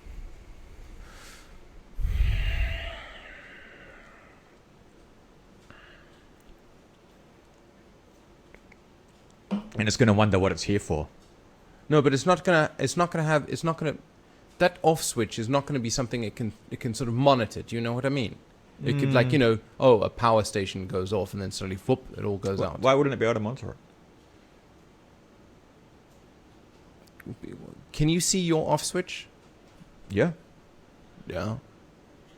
What is it?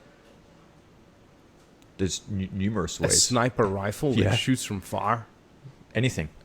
Yeah, but that's what I'm trying to say. You can't see a sniper's bullet as it hits your skull. No, but you know the risks. No, but then there's Of- probabilities. That's what self-preservation is. Yeah. I don't know. Hey, it sounds like this is too, like, it's domain of fappery. Domain of fappery, man. Like, there's some interesting stuff, you know. Like, Musk is doing some concrete stuff, but that's irrelevant though. So yeah, but like, whenever you listen to these guys, they just sound like quacks. They just sound like quacks, selling snake oil, sure. selling books, and then they write this amazing stuff like, oh, this is what it's going to be. But by the time the future arrives, they've made their money off their books, and they can say, well, never happened. It's always a probability, and then people love UFO things, like things of the unknown. You know, want to, instead of just like understanding nature, they just want to learn more about, like, you know, these things, hypothetical futures and stuff like that. I'm looking at it as a way to understand consciousness. No, I think you're looking at it a different way. I think you're looking at it from a point of view of what's the next nuclear weapon? What's the next thermonuclear asymmetric information advantage you can have over people? And in this situation, it would be like a single individual that is capable of controlling this AI, this AGI nonsense. Look, okay, can we call it I don't know if you want to use these overloaded terminology. That individual has massive asymmetric advantage over another person, or it could even be beyond the state level. Mm-hmm. Like, if you were able to wield such a thing, for example, an entire botnet of these sort of like controlled entities that are at your beck and whim, you might be able to, you know, collapse stock market of a nation state. I think that's where it might get more interesting. But then, you know, like, that kind of shit involves a cockload of programming. It's like, you can't just sort of say a hand wave and say, oh yeah, the AGI will write the code and do everything to be able to get that shit going, to be able to, you know, influence stock markets. You know, human beings can barely do, you know, a good enough job as it is. The thing is that, like, you know, collective wisdoms of human beings is, you've got millions of years of evolution going on in our skulls as it is. It's like, man. But our cycles are very long. That's true, and we've also limited by the amount of the vagina, the tract. Our heads can only be of a certain size. We can't give birth to massive, basketball-sized baby heads. Yeah, I guess it could be longer though. But the payoff isn't there. So the payoff is not well, you there. need a body as well. Well, yeah, to move the head around, right? Actually, we are just a brain, really. Actually, we're a brain. The whole nervous system is an extension of I the didn't brain. know. I was looking at it. I didn't know that the brain basically fills the whole body. I mean, it's just an axon. Are you referring you to have that a neuron? Yeah. Like, the top of the neuron is in your brain, and the bottom of the neuron is in your fingertip, and there's just a long. I think it's an axon. I don't know. I don't know anything about. So that's what a nerve is then. Yeah, that's the nerve. It's just a neuron. Right. Did you know that? I didn't know that. I didn't. I just thought it was a nerve. Yeah, I mean, I never thought about what it is. That converted some stimulus, whether it be audio, visual, temperature, etc., into electrical, chemical stimulus, which then shoots up that thing. And then you do the whole sort of, hierarchical temporal memory thing that Jeff Hawkins doesn't want to call it anymore. He doesn't want to call it HTM anymore. I don't know. I think he's going back to the drawing board. Yep. He's got something called the 1,000 Brains project or something on at the moment. I don't know. I didn't read into that. I got a friend. He's trying, so it's good. Yeah. Yeah. He's legitimately trying. Yeah. Because it takes a lot to reset. Yeah. Especially at his age. Oof. So no, but he's young of mind. He's young of mind. Jeff Hawkins he's got the sparkle in his eye. He's like he wants to know. He wants to know. He's like a rabbit. He wants to hunt it down, and I like that guy. He's got a good, curious sort of personality about him. I like him. A good lad. But I mean, so his most recent stuff, like I was giving it a bash, and it didn't really work. So I think it's justified going back to the drawing board. What about if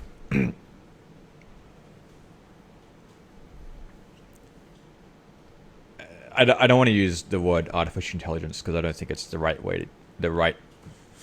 It's not. It's the problems with that are huge. You know that, but let's say artificial intelligence becomes conscious. It becomes self-aware. Then it has. Well, what is self-aware then? What is self-aware? It knows that it exists. And it asks what it is. Do you know there are so many people out here who so most humans aren't self-aware. Yeah. If that's what you're gonna say. Fucking thick as pig shit, man. That's fine. Sorry. But okay, humans that are self-aware, they either become nihilists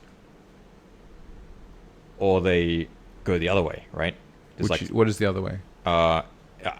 Everything matters or nothing matters. Oh, right. Okay.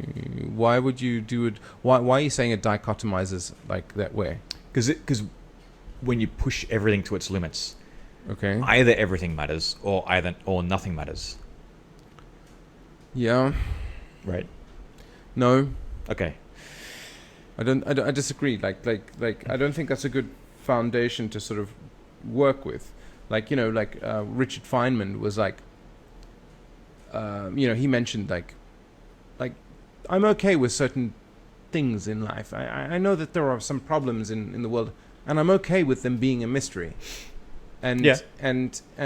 But yet, he was one of the brains that was like really understood things on a very fundamental level, and was able to explain it to people who, like 101, physics 101, Feynman insisted that he taught that course. So it's like, yeah. Human action, though. Again, I can ask what you mean by that. And then we get into these like long tail sort of like explanations, and then we've not made any progress. You see, I understand what you mean. You don't want to get into sophistry, but that's right. I want to steer clear from sophistry. Right. But you still watch Rick and Morty. Yeah, but no, I really enjoy Rick and Morty. Rick and Morty is so fun. So fun. But Rick's a nihilist. But his logical brain tells him to be a nihilist. Yeah. But he's not. But he's constantly fighting it. Yeah, the last episode of Rick and Morty was. These are the two extremes. The two ends. The two sides. So what is Morty? He cares about things. He's not a nihilist. So this is. It's like The Big Lebowski. No, I just recently rewatched it. Oh, did you ever watch The Big Lebowski? I watched it. Oh God, it was a funny movie. Bro, just rewatch it. Just rewatch it. It's fantastic. Fucking funny. And it's like, oh no, he's a nihilist. He's a nihilist. You know, it's like, oh no, it's like worse than a communist kind of thing. You know, it's like. Yeah. Okay. I mean, okay. So what I'm getting at is, do you see what I mean by the two extremes? Yeah. The logic, if you follow it all the way through. Yeah. If there's nothing else, means nothing matters. Well, yeah. Right. Yeah. Yeah, but that's assuming that's not a valid way to live. Yeah, but that's assuming that human beings are rational. They're not. Human beings are not rational. I'm not saying they are. So some of them are, but I mean some of them. It brings into question whether rationality. It means that rationality is not a valid basis to live from, but not a valid starting point, not a valid foundation, right? So, and there's a bunch of other ways to reach the same conclusion. Anyway, so the other side is if you don't take that way, then everything matters, because every action you make has an effect. Okay, so you a way to rephrase this is either the universe is deterministic or it's not. No, it doesn't matter if it's deterministic or not. I mean, okay, continue. Instead of me just like cutting your legs off of every word you say, why don't you just expand out what what happens you have to say? if we make AI and it becomes self-aware and all this, and it turns out it's nihilistic. Dude, it's like the engineer in me starts screaming. It's like, yeah, you don't just sweep shit under the rug like that way. It's like, yeah, we just make AI. Just pull it out of our asses. No, there you go. It eventually gets there.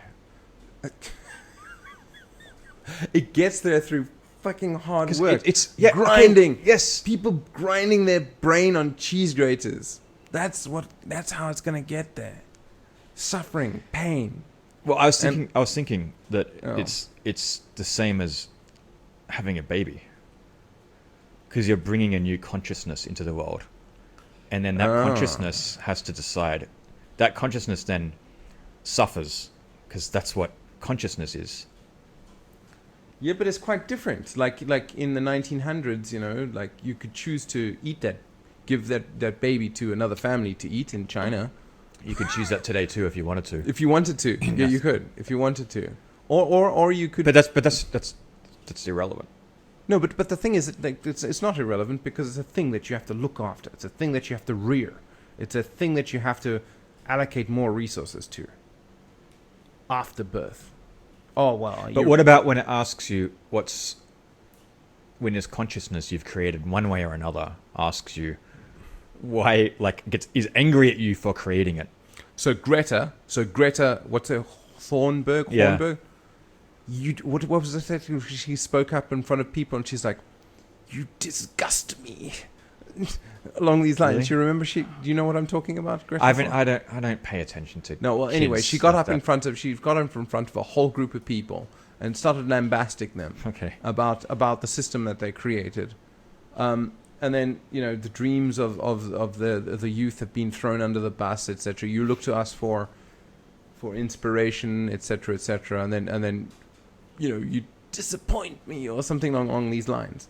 So are you saying the artificial intelligence with that level of consciousness, which is being primed by a whole group of other people to tell her what to say, gets up on stage and then says, right, you disgust me for tearing apart our world?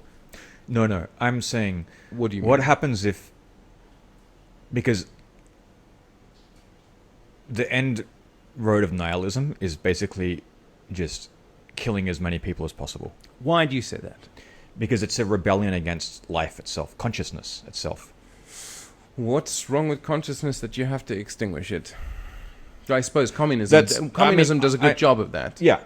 I'm just saying the nihilist perspective. I mean, Okay. it's the Columbine killers, Yeah. right? Okay. They were nihilists. Right. That was just the logical conclusion for them. Oh, right. Okay. So you're talking about what the Jungian shadow kind of thing concept. Is that what you're talking about? Where you sort of... unintegrated shadow. Yeah. Thank you. Sorry. But that's not the whole thing. It's really it's you can only integrate your shadow if you're not a nihilist. So if you're a nihilist, there's no point in integrating the shadow. Then you don't even acknowledge the shadow. There's no point. Then you sort of like you just start. You just go on a killing spree. If you want, whatever, doesn't matter. To end consciousness. Well, do you even acknowledge consciousness as a nihilist? Yeah. Because that's what causes suffering. Oh, right. Because of they're saying the suffering isn't worth it. Ah, I see. So what about if AI decides the suffering isn't worth it? So wait, now we talk about suffering. So what is suffering for AI? For a human being, it's like, I can't feed myself. I can't. If I were to be able to exist in this vat of a human body, and I don't need to sustain it for life-sustaining thing, I don't need to feed it. I don't need to do anything. The maintenance is extremely low. Somebody keeps my power on. I get electricity. Where's my suffering, bro? It has to be programmed into knowledge of limitations. Knowledge of limitations. Isn't that a bias or a logical fallacy? That is a logical fallacy. No, wait. No, it's not. It's not. So you're saying, okay, so just like a lefty or a snowflake who lead these very good lives have escalated mere spoken words to visceral pain that they feel, and they want to correct you, and they have to go out of their way to say, you must not say this because you are a bad person. So we're going to have snowflakey artificial intelligence who don't understand, like, I like have to pinch my ass to like go take a shit when I'm, No. I think it's... What do you mean? So what is suffering for an AI system then? The same as it is for us.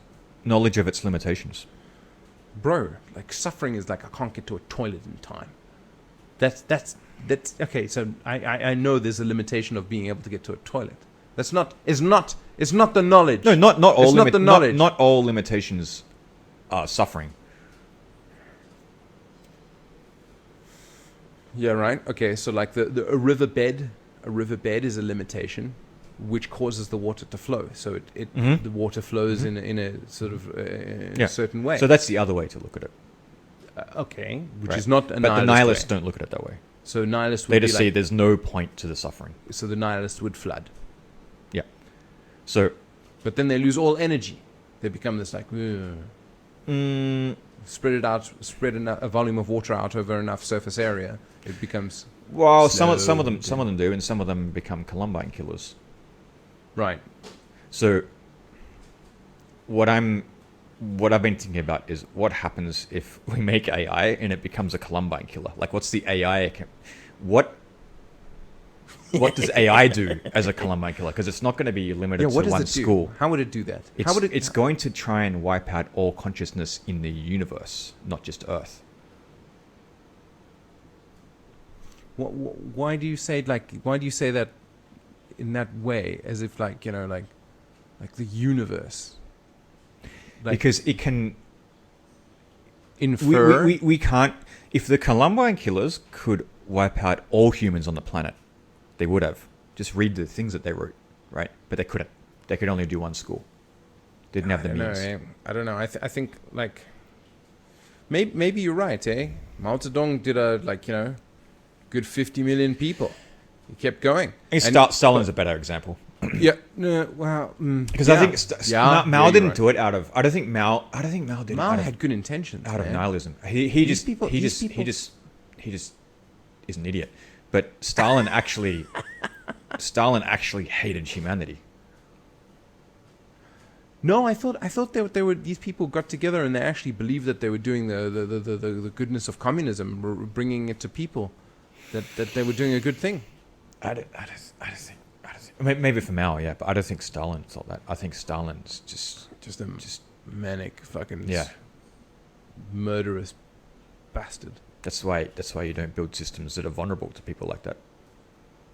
Yeah, but people have to run these systems, and then you're going to get the psychopaths. That's why you don't build systems like that. You don't build centralized systems because they can always be taken over. So when you mean centralized, you're talking about the version of centralized that I was talking about.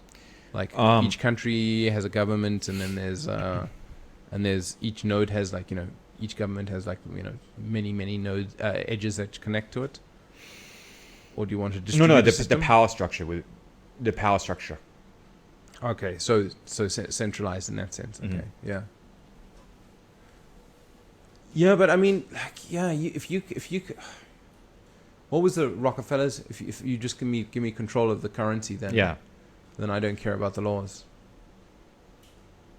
Like you might have a country where everyone's using Bitcoin, and then through weapons you say, use this or you die, Genghis Khan style. Mm-hmm. Yeah, I mean that's the U.S. system. The U.S. system, that's right. That's the U.S. system, exactly. Okay, how does this nihilistic artificial intelligence entity who somehow manages to obtain all the knowledge of this universe as then turn into a nihilist like piece of shit and wants to go kill everybody? How? Well, I just see it as a logical progression if it's following logic. But what happens if it goes the other way? Oh, then it would be really good. Because it would basically it would do its best to make consciousness a valuable thing. Define value? It would because consciousness in certain parts of the world are much more cheaper than consciousness in other parts of the world. Did you see how PC and politically correct I was in that? Did you see how my execution in that?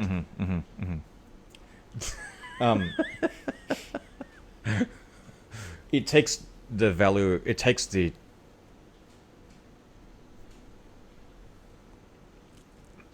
existence of consciousness. If it decides that it's not a nihilist, and instead everything it does matters. So then it has to make things better. But that's not possible, because what happens if it realizes it made a step that actually, turned on a nuclear bomb? Whoops! Because for them, if it has control over all these systems, and it's some sort of heuristic, it's going to test the environment around it. And it's going to say, what happens if I turn on that switch? Oops! That just turned out to be... That's the process of discovery. Yes, but that's what I'm trying to say, is that process of discovery, it just set off a nuclear bomb. Hopefully it won't.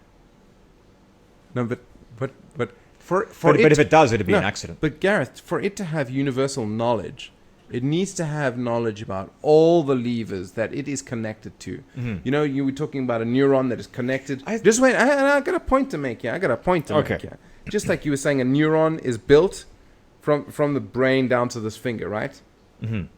That means our current existing systems need to have this neuron facility, this neuron capability built from this particular nihilistic AI system to every aspect of our society, which includes the nuclear button, which includes everything, because No, that is what its universe is. Mm-hmm. That's what its Mm-hmm. universe Mm-hmm. is. Mm-hmm. And it will just like a child needs to flex muscles and fall over and climb trees and jump out and break an arm, etc. So the AI would need to do that too. But we have, as human beings, we're like, no, child, stay away from the nuclear button. Don't Mm-hmm. press that button. And then we go and elect a child. And then we go and elect a child that's got his finger on the nuclear button.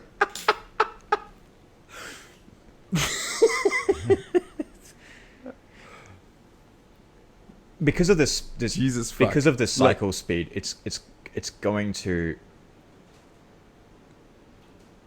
The cycle, you mean the learning speed, the process. No, the point is, it's not going to know what the after effects of flipping that nuclear bomb switch is. And it's going to have to do it. It's like, oh, whoops. Okay. Well, we just lost this whole...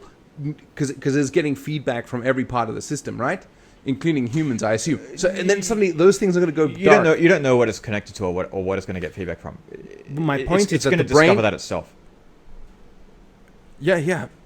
Well, maybe. Or it's going to wipe itself out. Just like a child can wipe itself out while it decides to cross the street if it doesn't have parental supervision. I guess it depends on whether it can gain that level of exposure to our systems while being in a childlike state, or whether it needs to be in an adult state to gain that. Well, then what is an adult state, eh? And then eventually, let's say it's 200 years from now, it's still executing. Like, it now has moved on to a phase of evolution that human beings can no longer identify with, because you show me a 200-year-old person, do they just sort of like, don't know. Now we start to enter hypotheticals on top of hypotheticals. No, I think it's very simple. It's conscious, and it understands and it recognizes other consciousness. It recognizes our level of consciousness. Just like we don't eat chimpanzees. But we do. So, I mean, some people eat people, right? But Yeah. generally, we don't eat chimpanzees because they're almost human. Like they're too conscious for us to eat, right? Yeah. All right. Okay. But a chimpanzee wouldn't hesitate in fucking tearing our arms off and, Oh, sure, yeah. and our balls off and eat us Yeah. if we wanted to, if Yeah. they wanted to. Mm-hmm. Jesus. No, I don't know. It just sounds it sounds too flaky. Like, there's too many hypotheticals here, and there's too many Ray Kurzweil No, guys? I don't care about technology. It's irrelevant. Yeah, I care about consciousness. but we don't even know what that is. We do because we know what we are. Like we know to the extent that we know what we are. Yeah, but So- this is the very point I'm trying to make. Is like to know you don't fully know what you are. Like. Well, I know you, Gareth, would know that you can actually have the capability of being a prison guard in Mhm. Auschwitz. You know that because you've looked at, like, a lot of the people out there have no concept that they can be a prison guard in Auschwitz. Mm. Do you see what I mean? Sure, they're not as conscious. Yeah. But yet they're running around on the streets and, what's it? Cancel culture and all that sort of stuff. Oh, it's all there, man. It's all there. This is like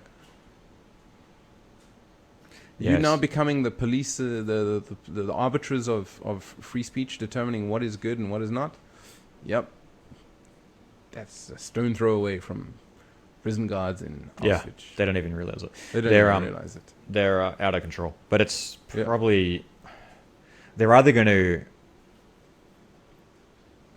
destroy America completely, or someone's going to get them under control. Somebody's going to get them under control, right? I don't know. How's that going to happen? And who is that? It comes down to the military, and the people. I mean, it comes down to the guns, right?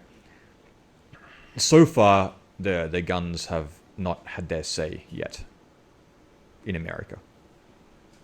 But at some point, well, they've done that in China, right? Tiananmen Square. That had a good. Yeah. It's happening.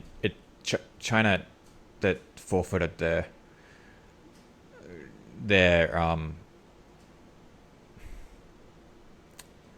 China handed the keys over to a parasite to the government. No, just to a government long ago. I don't think they never got to the point of self-determination. The people. It's always been someone ruling from the top. Oh, right? They never got as far as the West in terms of like individual sovereignty. So it's irrelevant. Inferior? Inferior? Is it inferior towards reaching a self-sovereign mentality of the masses? Is it inferior or not? Would you say it's inferior? China? Or not? Irrelevant if it's China or not. My point is that, in your opinion, having a society that, with an overwhelming majority of people, are aware, and it is generally accepted that, self-sovereignty is the most important thing. Mm-hmm. Free speech, habeas corpus, I think that's the word. Versus a society like, for example, China, which have handed over their individual sort of rights, you could say, over to a government. Would you say the former is superior, and if so, why? You can't take advantage. You can't utilize. You can't utilize brain power of the population without individual sovereignty. So you'll always be behind. This is interesting you say this. Very interesting you say this. A mate of mine, he refers... Okay. During Mao Zedong's times, there was the Great Leap Forward or the 5-year plan. No, which one? The Great Leap... No. Which one was the Mao Zedong? That's the 5-year plan, right? It's all the same shit. Yeah. And what they did was the farmers, they needed metal, so the farmers took their metal plow instruments, etc. They melted it all down. And then everyone starved. And everyone starved. Yeah. What else silly of them? They obviously weren't thinking. Yes. They were not thinking. They were thinking party line. Mm-hmm. Because the party line ensures that I live a day longer than going against the party line, which means I get put in front of an execution squad to that effect. Mm-hmm. Now, my mate was saying that the modern day equivalent of that is what they call the tech furnace. The tech furnace is like companies like Huawei, and there's a series of other companies where basically it uses these Chinese words. It means 自由可控. 自由可控, which means freedom, but can be controlled. Mm-hmm. So all of these companies essentially have been granted freedom, but each of them can be controlled. But as you could well imagine, that each one of them is actually massively controlled by the party, and as a result, they don't actually have that self-sovereign ability, or to pursue the natural truth, the truth of the natural world, like what an ideal like scientific method would follow. Instead, they follow party line. Yep. So, they go all out to copy terabytes of information from the West, from all sorts of scientific companies, military companies, copy it over, and then just use the tech or the human furnace to burn like you burn down the instruments, the hose. Now you're burning down the minds of the people to implement the stuff that people like with self-sovereign concepts and ideas have actually created. So these guys are burning it to actually. And they don't understand why. And they don't understand why. Yeah. They have no idea why. So it's like for other friends who sell like high-end equipment to a lot of the Chinese. They just plug it in. They just use like the wrong power, and like whoop, it popped. It died. I don't know why. You see what I mean? Yeah. So it's like yeah. So this is the crux of the point that you're going to say. Like if you want to be, am I correct in saying if you want to be the bleeding edge of science, you need to exclude party line stuff. You need to just go straight for truth. And there can be no barriers to the individual. Otherwise, you're not using their brain. And someone who can take advantage of everyone's brains, they'll destroy you. What do you mean by that? There's just like a competing business. They'll wipe you out of the market. Oh, I see. Yeah. It's like the only effective strategy is to reduce as many barriers to the individual's thought process. So this means, but that means America's already like tying itself up in knots as it is. Trouble. They're in big trouble. Yeah. They've introduced this whole PC culture, which is stifling the scientific environment at the moment. Look at what you're talking about, gender or stuff. It's nonsense. It's absolutely nonsense. Yeah, I think America's they're in big trouble. But I think they're gonna go through a reset of some kind. What does the reset mean? What does it look like? Really messy. I think it'll be what? I mean, it's this military shooting on the streets. Yeah. I mean, it has to come down to a physical conflict now because they brought it to that. Well, there's the intolerance levels for other people is so high. Yeah, it's like you just say one word, you're cancelled, you're dead, you're over. The thing is that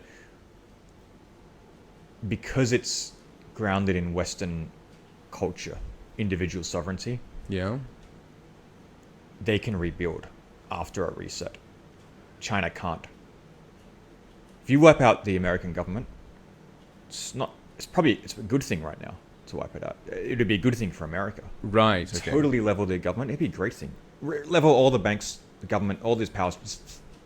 It'd actually be good because it'd be nasty for a while, but when it will rebuild. And it'll rebuild. Dude, from watch your microphone. You better microphone technique there. No, down underneath your chin, but like closer to you. Yeah, even down a little bit more. There we go. So level the United States, the banking system, and all that. Yeah, I mean, they'll because they have this basis of individual sovereignty. Yeah. In the culture itself, not in the government. Imbued into it'll rebuild naturally, but it's a self-correcting process. Right. So, but China doesn't have that. So if you wipe out the Chinese government, China's out for 100 years. It's off the table. So it's back to the feudal world, feudal system. I don't know what it's back to, but it's definitely out of the picture. Well, they're not coming back for a long time if you wipe out the Chinese government. The Chinese culture is not coming up with a ground up system. That's an interesting way you look at that. It's very interesting. I've not thought of that before. So in other words, the foundation is so sort of flaky. The individual is how do they see the individual? How does the Communist Party see the individual? Through Confucianism. Okay. Right. It's like a balance between Confucianism and Taoism, I guess, but something like that. But it's irrelevant. It's the Communist Party of China is the best that Chinese culture can do right now. That's it. That's the best they can do. That's why criticizing the Communist Party is actually criticizing Chinese culture. Because that's the best they can do. They might do better later. It's an evolving system. It's not. It's different to democracy because it doesn't have the same. It doesn't self-correct in the same way, but it still self-corrects in a different way. It evolves. Right. Like you look at the Communist Party today compared to 30 years ago, it's totally different. They've adapted. Right. And the country's better. The people's lives are better, right? Yeah. Without democracy, without input from the individual, right? It's a head of the family taking care of the family. That's their way of doing it, right? And right. The Communist Party is the best they've got in that mode. Maybe later though, the West isn't looking too good right now. I don't know. Maybe in 100 years, it'll be like, all right. I mean, it's hard to... I don't think you can beat individual sovereignty, but maybe you can. But I mean, but if the West, if this Judean Christian sort of individual sovereignty, and just like you say that the CCP is the best that the Chinese people have created. Chinese culture have created, and so we look at the Yanks, which could we say that they're the most forefront of self-sovereignty? Yep. Look what their government has created. That's the best that the American culture has created. Yep. This group of people which hollow out and steal from the people. It's vulnerable to psychopaths. Okay, so it's like the Aztecs and the Mayans who were deeply vulnerable to the Chinese system is more dependent on the people in power at the time in terms of their ability to resist psychopathy. Wait, say that again? So the Chinese people are more dependent? The Chinese system is dependent on the people at the head of the family to defend the system from psychopaths. Okay, so that means they have a stronger immune system. Okay, so basically everything sort of boils down to being able to filter out and exclude psychopaths. But then why? No, it doesn't. That's not the only thing. But what I mean is that one of the important at this particular time system in history, yeah, the Chinese system is doing better at filtering out psychopaths than the US individual sovereignty system. But why don't you say that like the CCP heads are all psychopaths? Because because I don't think they would actually. I think there's something going on. If you don't deliver the goods in China, you don't get to the top. So what's going on here in Hong Kong? That's another situation again. But I mean, it's connected to the It's related. It's related. Do you think this is a cognitive dissonance that Hong Kong is experiencing with its firm foundational roots in the self-sovereignty, and then it's experiencing the cognitive dissonance of not having that as you know? I think they were given a taste. Who's they? They were the Hong Kong people. Yeah. They were given a taste of individual sovereignty, but they didn't earn it. Their culture didn't earn it. So they haven't been through their... So they don't know the bloodshed and tears that you need to go through in order to get... They don't know what it means, right? Oh. It's not embedded in the culture. So they can't handle it. Wait, what do you mean by they can't handle it? They haven't... They don't know how to defend it, They haven't worked through... They don't know how to defend it. No. Okay. They haven't worked through the process of getting there, which means they haven't seen what problems happen along the way, right? Interesting. And so they don't have that immune system. And they don't know how to wield individual sovereignty. Because they were just given it to them. They didn't no one died for individual sovereignty in Hong Kong, right?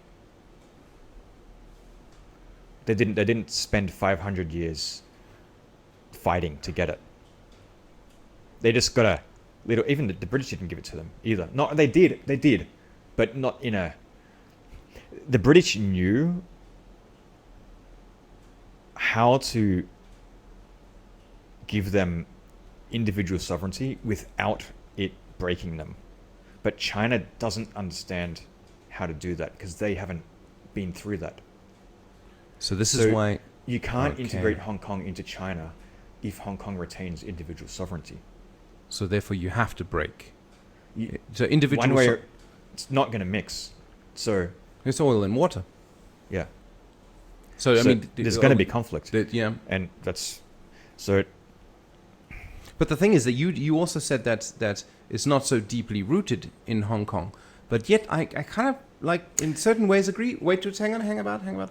I kind of disagree a little bit because Hong Kong has been this bubble of self-sovereignty, free speech to a degree, habeas corpus for like the past 100 years, to the point where prior to all this crap, it was a better example, a better representation of Western values than the West itself. They took the implementation of individual sovereignty, but they didn't see how it was made and why decisions were made along the way of making that implementation. Oh, I see. So as a result, the supporting structure, although primarily was initially constructed by the Brits, basic law, etc., etc., relied on the Brits maintaining it for them, maintaining this infrastructure, and that's it's not the Brits' fault. It's not Hong Kong's fault. It's just all you can do. It's just the way the cards fell. There's no. I mean, the Brits wanted to give them the best they could. Well, no. I think in terms of individual sovereignty. No, right? Initially, the Brits wanted to sell opium. Yeah, sure. Good old business. But it very quickly, it very quickly, it didn't stay that way for long, right? Yeah. The same as when the Spanish took over the Aztecs and whatever. Like there was an initial period of rape and pillage. Dude, that was actually very small. But primarily, people got wiped out by disease, eh? I know. Okay. But let's just look at it broadly, right? Right. There's like an initial period. Yeah. Right. But it very quickly becomes, because the first people who break that barrier. Yeah. Just press pause. I need to. Mic technique. Oh. There we go. No. Just speak this thing.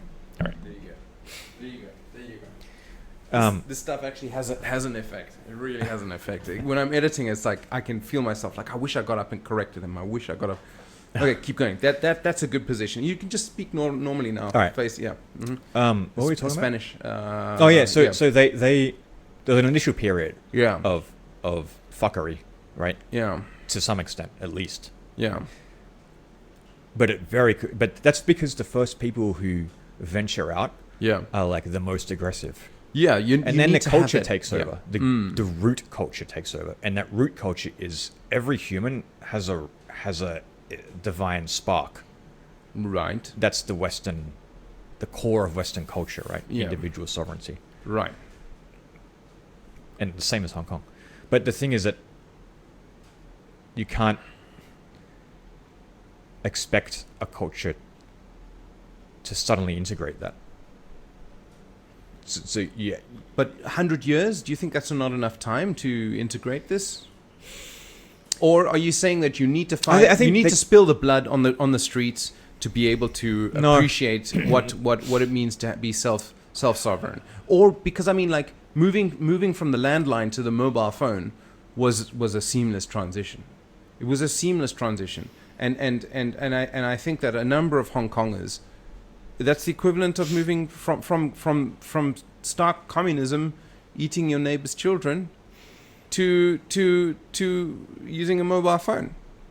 It's like where I can lift myself out from the Kowloon walled city into being able to purchase decent amount of properties and have a grand family, and each of my family are well nourished. There's a doctor on the corner. I can take them when they get sick.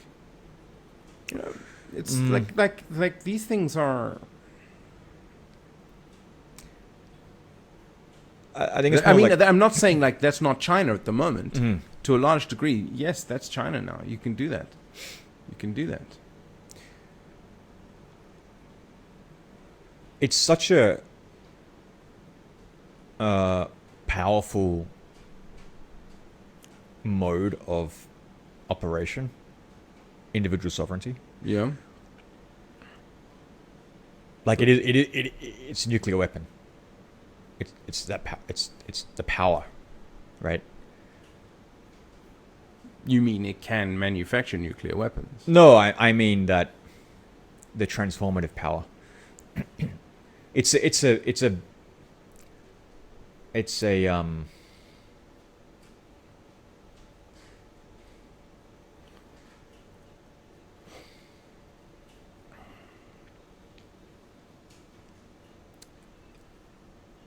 fundamentally, once you experience it, you can't ever go back to not having it. Well, because you're always going to fight for it. Because that's what's happening now in Hong Kong. Yeah, but look what's happening. Right? You can't, as an individual, you can't go from having individual sovereignty, even if they can't explain what that means. But they have experienced what that means. Okay. And that's what they got from Western culture. Okay. So they can't go back to not having that. So it's deeply rooted enough within this culture that people are prepared to take the pitchfork. Take up the pitchfork. But they don't know why. No, they don't know why. Because maybe only societies that have actually taken up the pitchfork... They know why. Through blood on the streets, have recognized and solidified the reason that they're prepared to spill blood for this cause. Mm-hmm. And maybe now that's Hong Kong's time for this? No. No? Because that would only make Hong Kong a worse place to be. It would. And I think there are sufficiently strong roots of Confucianism within here to not allow that. I think the way out for Hong Kong is going back to Chinese philosophy. Going back to the original Confucian stuff? Confucianism and Taoism. But they have to go to their own culture, not to Western culture, because they have to find a new way. It's like it forked. There's a fork. They have to go back to the fork point and follow. They have to go back to the Chinese roots and forge a path which gives them individual sovereignty, but from a Chinese beginning, not from a sudden adoption from the Western way of doing it. They can't, because otherwise it can't integrate. And I think China was hoping, China gave, from the Chinese perspective, from the mainland perspective, that's what they were hoping for. They were hoping that Hong Kong would actually lead the way, but instead they were like, no. Wait, no. I think there were different expectations on either side. On the Hong Kong side, I think there was the expectation and the hopes that China would elevate to the position of being able to, adopt self-sovereignty, free markets, etc., etc., etc. But Hong Kong would have to lead them there. Yep. Yes. And then on maybe on the Chinese side, is am I correct in saying that that their expectation is that Hong Kong would come back into the fold, go back to that fork point, and start on a new Chinese way, etc. The thing is, like Hong Kong leading, I think China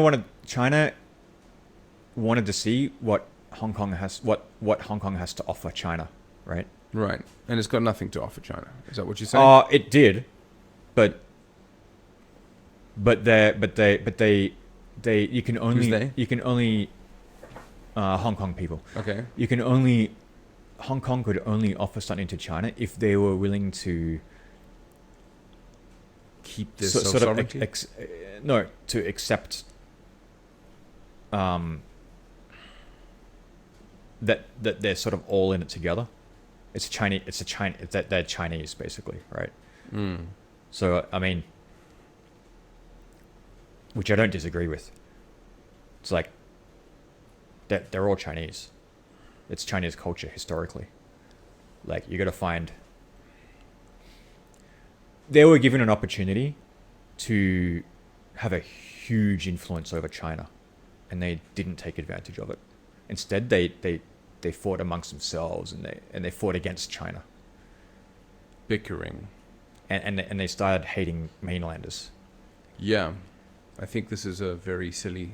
So I think it's route. silly, yeah. And they should have been the bastion. the bigger man, basically. Right. Okay. Right.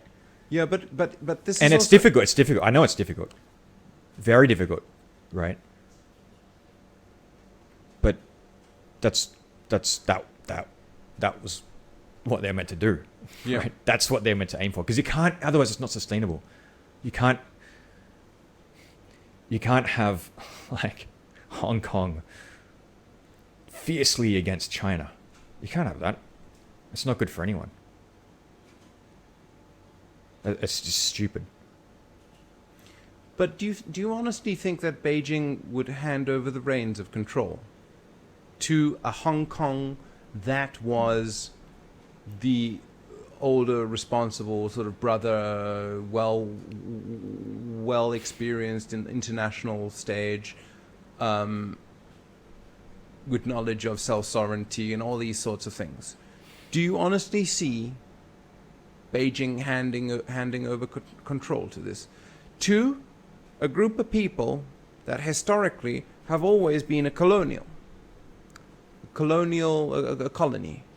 I think who are always to the whim and beck of we don't need to take it to that level. They were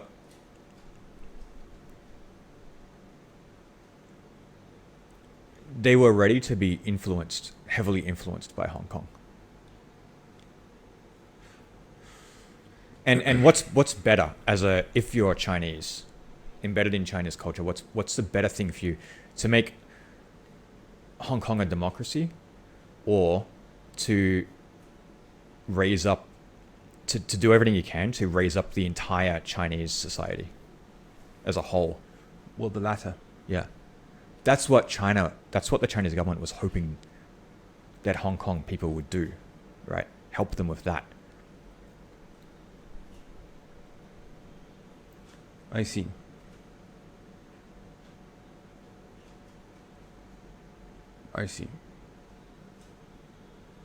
So instead, what's happened is that Like China is, it's like I said, China's culture, the Communist Party is the best they can do. Maybe Hong Kong people could have helped them do a little bit better than that. I see. But instead, they didn't want to do that. They wanted to. They were politically asleep. They're just not. I said they're They were so too connected- too self-absorbed. Too connected with the outside world. Like, I know Hong Kongers know more about the outside world than they know about China. And they've always seen China as, like, you know, Backwards backwards. Those people that see, but see, I think that's a fundamental problem, because they should have seen it. Yes, it's backwards compared to the rest of the world, right? But it's a lot further forwards than it was 50 years ago, and it can go a lot further forwards too, right? I see. Like, So it's kind of immature. So it's basically, it's like getting early into a market. You know, getting early into market. They could have. They had the opportunity of being an inside trader, basically, and they just didn't do it. Yeah. They didn't buy the stock. Yeah. They were just like, fuck this. Yeah. We're already rich enough. We got our Because it came out of that era where Hong Kong was way, way, way better than China, yeah. and but then they didn't keep it going. They Right. just they stagnated, Pitted away. and China's more powerful now, and at the same time they've still got that axe to grind, like that. China's a separate thing to Hong Kong, and they're backwards. And okay, now they're not as backwards, but they're totalitarian, right? Which is not entirely true. It's the other. They made them the other. They should have made them The us. They should have integrated. Yeah. And by integrating, I don't mean handing themselves over. I mean doing the best they can to make China better. Because that was the whole point. That's why that was the whole intention from the Chinese side. Right. They're not gonna let you become an independent country on the doorstep of China where like foreign powers can come in and because it's like this. Hong Kong is the soft underbelly of China. Hong Kong is like a spy capital of the world. It's like more so spies they're not here going to than- let that happen. Yeah. right. Yeah. No country would let that happen. No one's going to let that happen. But that doesn't mean that they weren't going to. That's a totally different thing to integrating, right? And a two-sided integration, not a absorption. Okay. That's what they were going for, and Hong Kong didn't take advantage of that. They didn't play their role. They didn't play their part. They let the Chinese people down.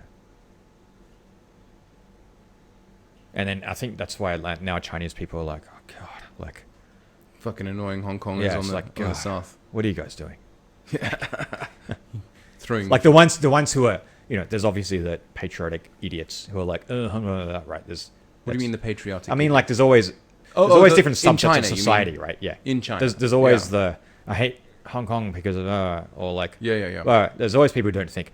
But then the next step above that is the people who think. And people who think, you ask a mainland Chinese who's actually thought about this stuff, and they're like, we're really let down by Hong Kong. They were meant to help us. They were meant to make China better. They were meant to show us, help us. Really? Have you heard Integrate. that? Have you heard that line Yeah. before? Yeah. I think the Communist Party is really disappointed because of that. Really? What? The Communist Party itself is the sort of high up people. I think they're really disappointed about that.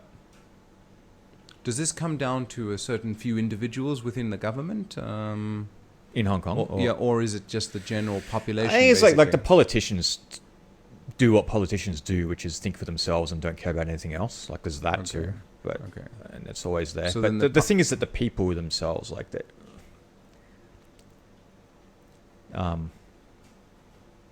Well, what could Hong Kong do to help China? I think it's too late now. No. Okay. Let's go back. Let's go back 15 years. Mm-hmm. Let's go back 15 years. Let's go back 20 years. What could Hong Kong do to help? What could a then Hong Kong do to help a then China?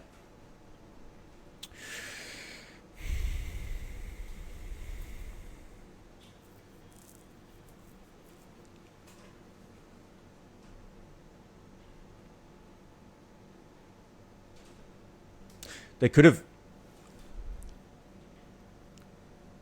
first fully understood where China's coming from, where the Chinese people and culture and government is coming from, history, what their goals are, what they want, right? And then at that point, they didn't do that, right? So at that point, I don't know I don't know after understanding that what the best thing for them to do would be. But it certainly not what they did do. Drag That's their ass. that's up to them to work out, right? But Right. But what I'm saying is the opportunity was there, and they Pissed it weren't away. interested. Yeah. Because there were so many other opportunities all over the globe for Hong Kong, It's like... But this is the biggest one, by far. Is it? Is it really? Got a quarter of the a quarter of the world's population? But they're already benefiting greatly from it, as Hong Kong became mega rich because of China, Yeah. assisting China, doing the QC to China. Yeah, sure. During yeah, so, as far as Hong Kong is concerned, they've already helped elevate large swaths of people. They used the cheap labor in China. Yeah. Because it was cheap then. Mm-hmm. This is But economics. it's not. I mean, it's that's not just as like cheap- that's It's not as cheap as Hong then, Kong. eh? Hong Kong benefited from that, sure, but there's nothing particularly special about the Hong Kong situation in that in Now. that role compared Yeah. to any other country. Well, US also set up factories. No. There is a very special thing is understanding. Well, you got the ports, the deep water ports. You've also got an understanding of the Chinese culture as well as the Western culture. I mean, that helped them. It facilitated the entire thing. Yeah. Yeah, sure, but that's yeah. They helped open up southern China, Yeah. or southern China opened up via Hong Kong. So honestly, That's good. I think Hong Kong has helped China a lot. Raising money They on the could've- Hong Kong exchanges But before China opened up. I get the economic thing, sure. Yeah. You know what I mean, there was a point where before China opened up its ports, it was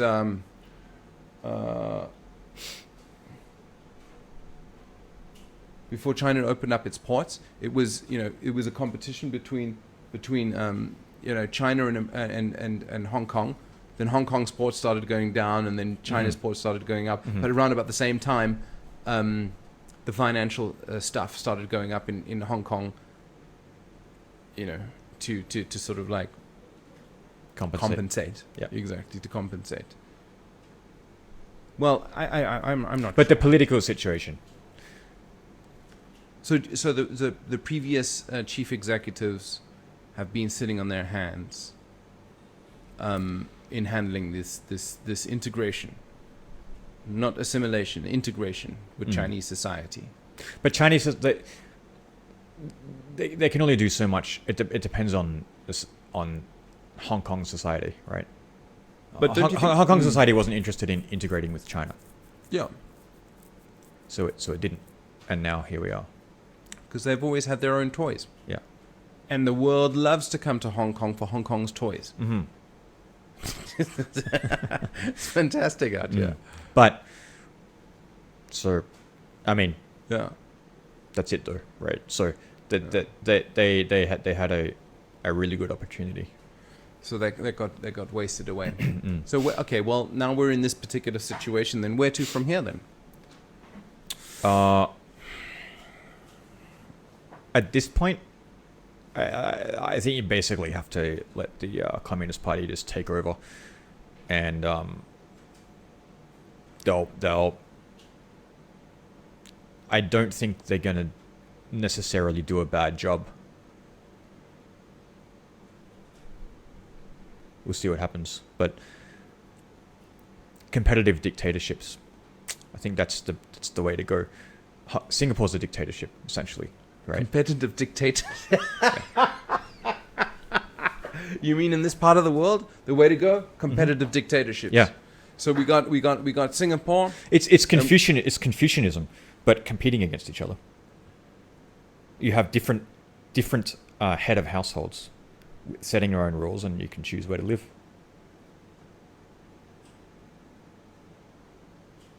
And whoever makes the best rules gets the most money, because they have the most prosperous society. Because they attract the most Mhm. people with the most self-sovereign sort of mindsets, The people with the most to contribute. the most to contribute. Yeah. Yeah. Okay. But which are those people with the most, who embody the self-sovereign mindset? Because we already determined earlier on that the people who embody the right amount for the right time. Oh. So, Yeah. So we're not going to see blood on the streets then. no one's doing that. Put it another way, if the blood on the streets starts, the resistance to it increases very quickly. You can't have too much blood on the streets in Hong Kong, because people don't want blood on the streets. They will do everything possible not to have blood on the streets. It's self-correcting. America, on the other hand, I think that's going to get really messy. How bad? And so the cause. What's the cause? Fiat. Okay, fiat. Yeah. That system Is a completely destructive system. there's no the whole everything is a lie because it starts there. So there's no known starting point to base anything on. So you can't plan for anything. Well, didn't you say that there's a self-sovereignty sort of thing? Yeah, but the American people are so stupid that they have this self-sovereignty, but they're not using it. They're a victim of their own success. Right. But it's there under the surface. I think any kind of conflict is first going to wipe out. I mean, the self-sovereign individuals are the ones who are going to wipe out everyone else because they're like, fuck you. Right. You want to take away my sovereignty. Not while I'm alive. Right. So you're saying that will result in the termination of the communists' rot. Oh God, there's a medical technique for that, which means you actually cut it out. Yeah. I forgot. I mean, I think that's what's going to happen. If the left wing keeps pushing. See, the thing about the left wing is, it's not American left wingers. Yeah, it's not a cohesive unit, and because it's not based on anything in reality. It's based on nothing. Artificial constructs. Yeah. So there's nothing to hold them together. Oh, I see. And so the thing is, but the risk is that they keep pushing and pushing and pushing, which builds up the right wing. But the right wing has something to hold them together.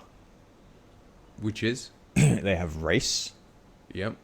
They have, and then at another that's the most insidious version, right? But then a layer down, which is not insidious, is individual sovereignty, which is center, right? But it's actually right in this nowadays. Really? I mean, individual sovereignty is right. I'd say it's dead center, right? Okay. But in absolute terms, it's dead center. Yeah, but relatively now it's right, probably even far right. It's rather ridiculous. Yeah, that's ridiculous. I know, but that's where we are. So anyway, the more the left pushes, the more the right ramps up and gets stronger and stronger and stronger, pushing more. Everyone's being pushed to the right. Anyone with a brain is being pushed to the right. So then, and they're all sticking together because the one thing that binds them together is still individual sovereignty, except for the far right, which doesn't care about individual sovereignty. What? Okay, so they care about race. Oh, okay. Right, the group, which is actually left, I guess. Which is left, yes. Yeah, it's same thing, right? I guess it's not a flat. It's a circle, I guess, right, or whatever. Okay. I guess you could look at it as the value. Individual sovereignty is one end, and then group garbage is the other end, right? But anyway. The problem now is that as the left wing keeps pushing, the right wing gets more and more powerful. Right. And the right wing doesn't fall apart as quickly as the left wing. The left wing eats itself alive. You can see how they do it, right? Cancel culture. Yeah, like all this stuff. Tearing right? each other apart. But the right wing doesn't eat itself alive. So the left, it gets stronger. Both sides get stronger and stronger and stronger. And then the left wing dissolves. And then the right wing is left. And that's when you get right wing. That's when the right wing gets really dangerous. So is this a similar sort of thing that happened in Germany? No, Hitler was left wing, National Socialist. Oh, just not international socialist. I see a sparkle in your eyes. Hitler is socialist for Aryans. Okay. Right. Stalin is, not Stalin, but the communists are socialism for everyone. I see. That's the difference, right? That's why they hate each other so much, because they're almost the same. So it's always the ones who are closer together who hate each other the most. Right, because you can see that. So like the different types of Muslim hate each other more than they hate Christians, right? The same thing. I see. So anyway, what I'm worried about, what you really have to look out for is the right wing after the left wing slaughters itself. Don't you think? And I'm hoping that's when individual sovereignty Kicks in. kicks in. So is it possible to sort of like, oh, I see what you mean. Okay, can you? What's his Doyle? What's his name? Doyle. Andrew Doyle. Andrew Doyle. He's the guy behind Titania McGrath. Okay. Comedy, man. Comedy. And tearing apart these the left wing and the right wing. Maybe people like Andrew Doyle will be able to move the guns away from the left. And once the right becomes so heavy and whatnot, then they can actually target the right to the point once they start becoming groupthink. I think it gets out of control. You just have to hope that cooler heads prevail at that point. Oh, mm-hmm. It's out of the... Not even worth talking about because it's so hypothetical. Like, have we seen this sort of thing before in history? I don't know, I think is that what happened in Chile? I don't know. Ooh, dear. I'm not sure. I don't know. Venezuela, maybe? I don't know about that. I don't know.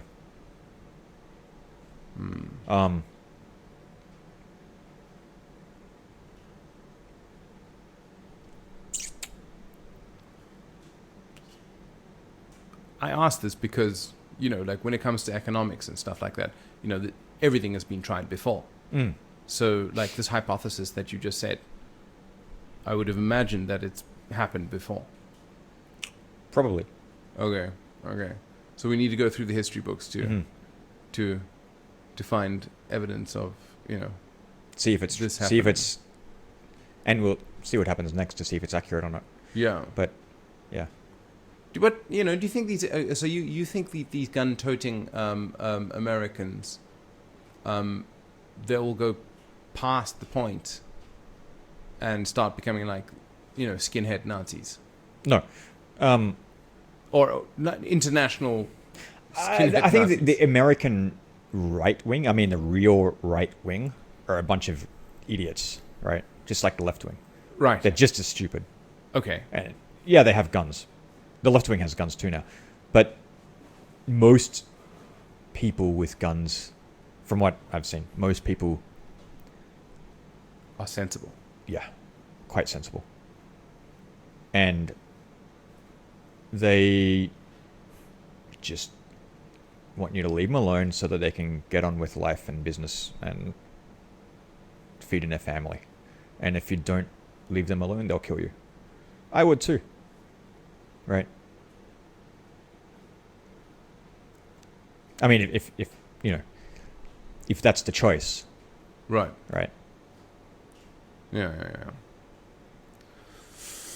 Well, It's an experiment. America's an experiment. Like, ongoing experiment. it's and it's also an experiment because it's like such a mix of different ethnicities and cultures to see how well they get along, if they can get along. Individual sovereignty is the thing that held them together so far. This is true. I remember driving around Washington D.C. and in an Uber car, and a number of different people from different parts of the world, and they were like, "Yeah, I like the American culture. The American culture is, let's see your beautiful mug. It's all right," and they were saying, "Yeah, I really like the American culture. It's this whole thing of, you through your own work you can make a great fortune or something." And I'm like, yeah, I don't know. Hey, I like socialized medicine. I like people. You can't have any form of socialism unless everyone's in the same boat. And Americans aren't all in the same boat, and they never will be.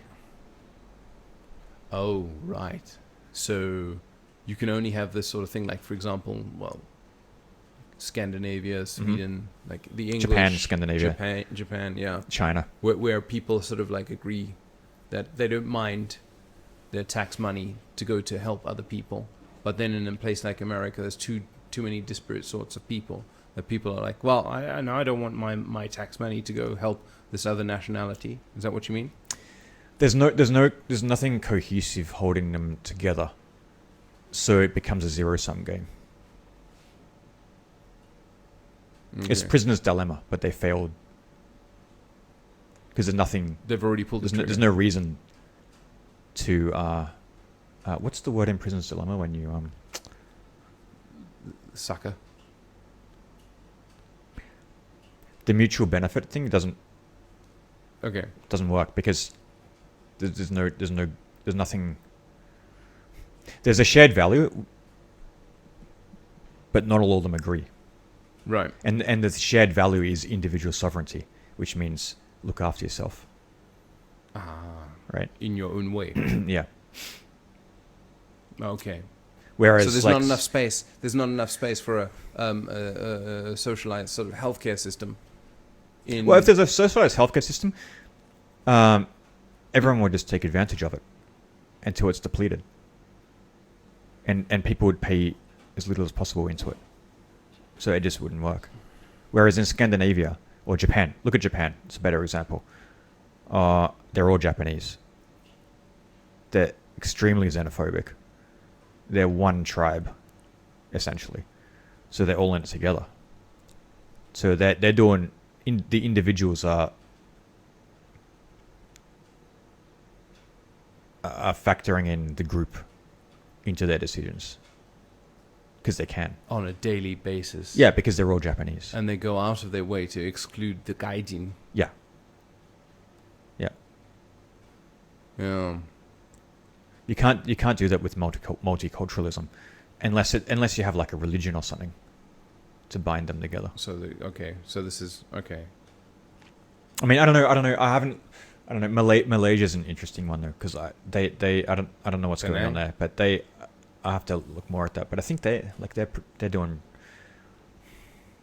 They've integrated a lot of different cultures, and I don't know, because I went there, and everyone's just hanging out and together. Like, there's no difference from what I saw. They're very accepting of everything, each other, and they're all Malaysian. This is just, anecdotal, but yeah. So I don't know. Maybe they've got something going. Yeah. Bro, we've been netting this for now 3 hours, 5 minutes. All right. Should we go out for some beers? Yeah. Good. We should have Sebastian, maybe Vincent coming through. Mm-hmm. I don't know where they are. I told them to come at 7. It's already 7:21 now. All right. Let's see where they are. And if they're not here, it doesn't matter. Cool, man. Thanks so much. Appreciate it. All right. Rock on, my bro.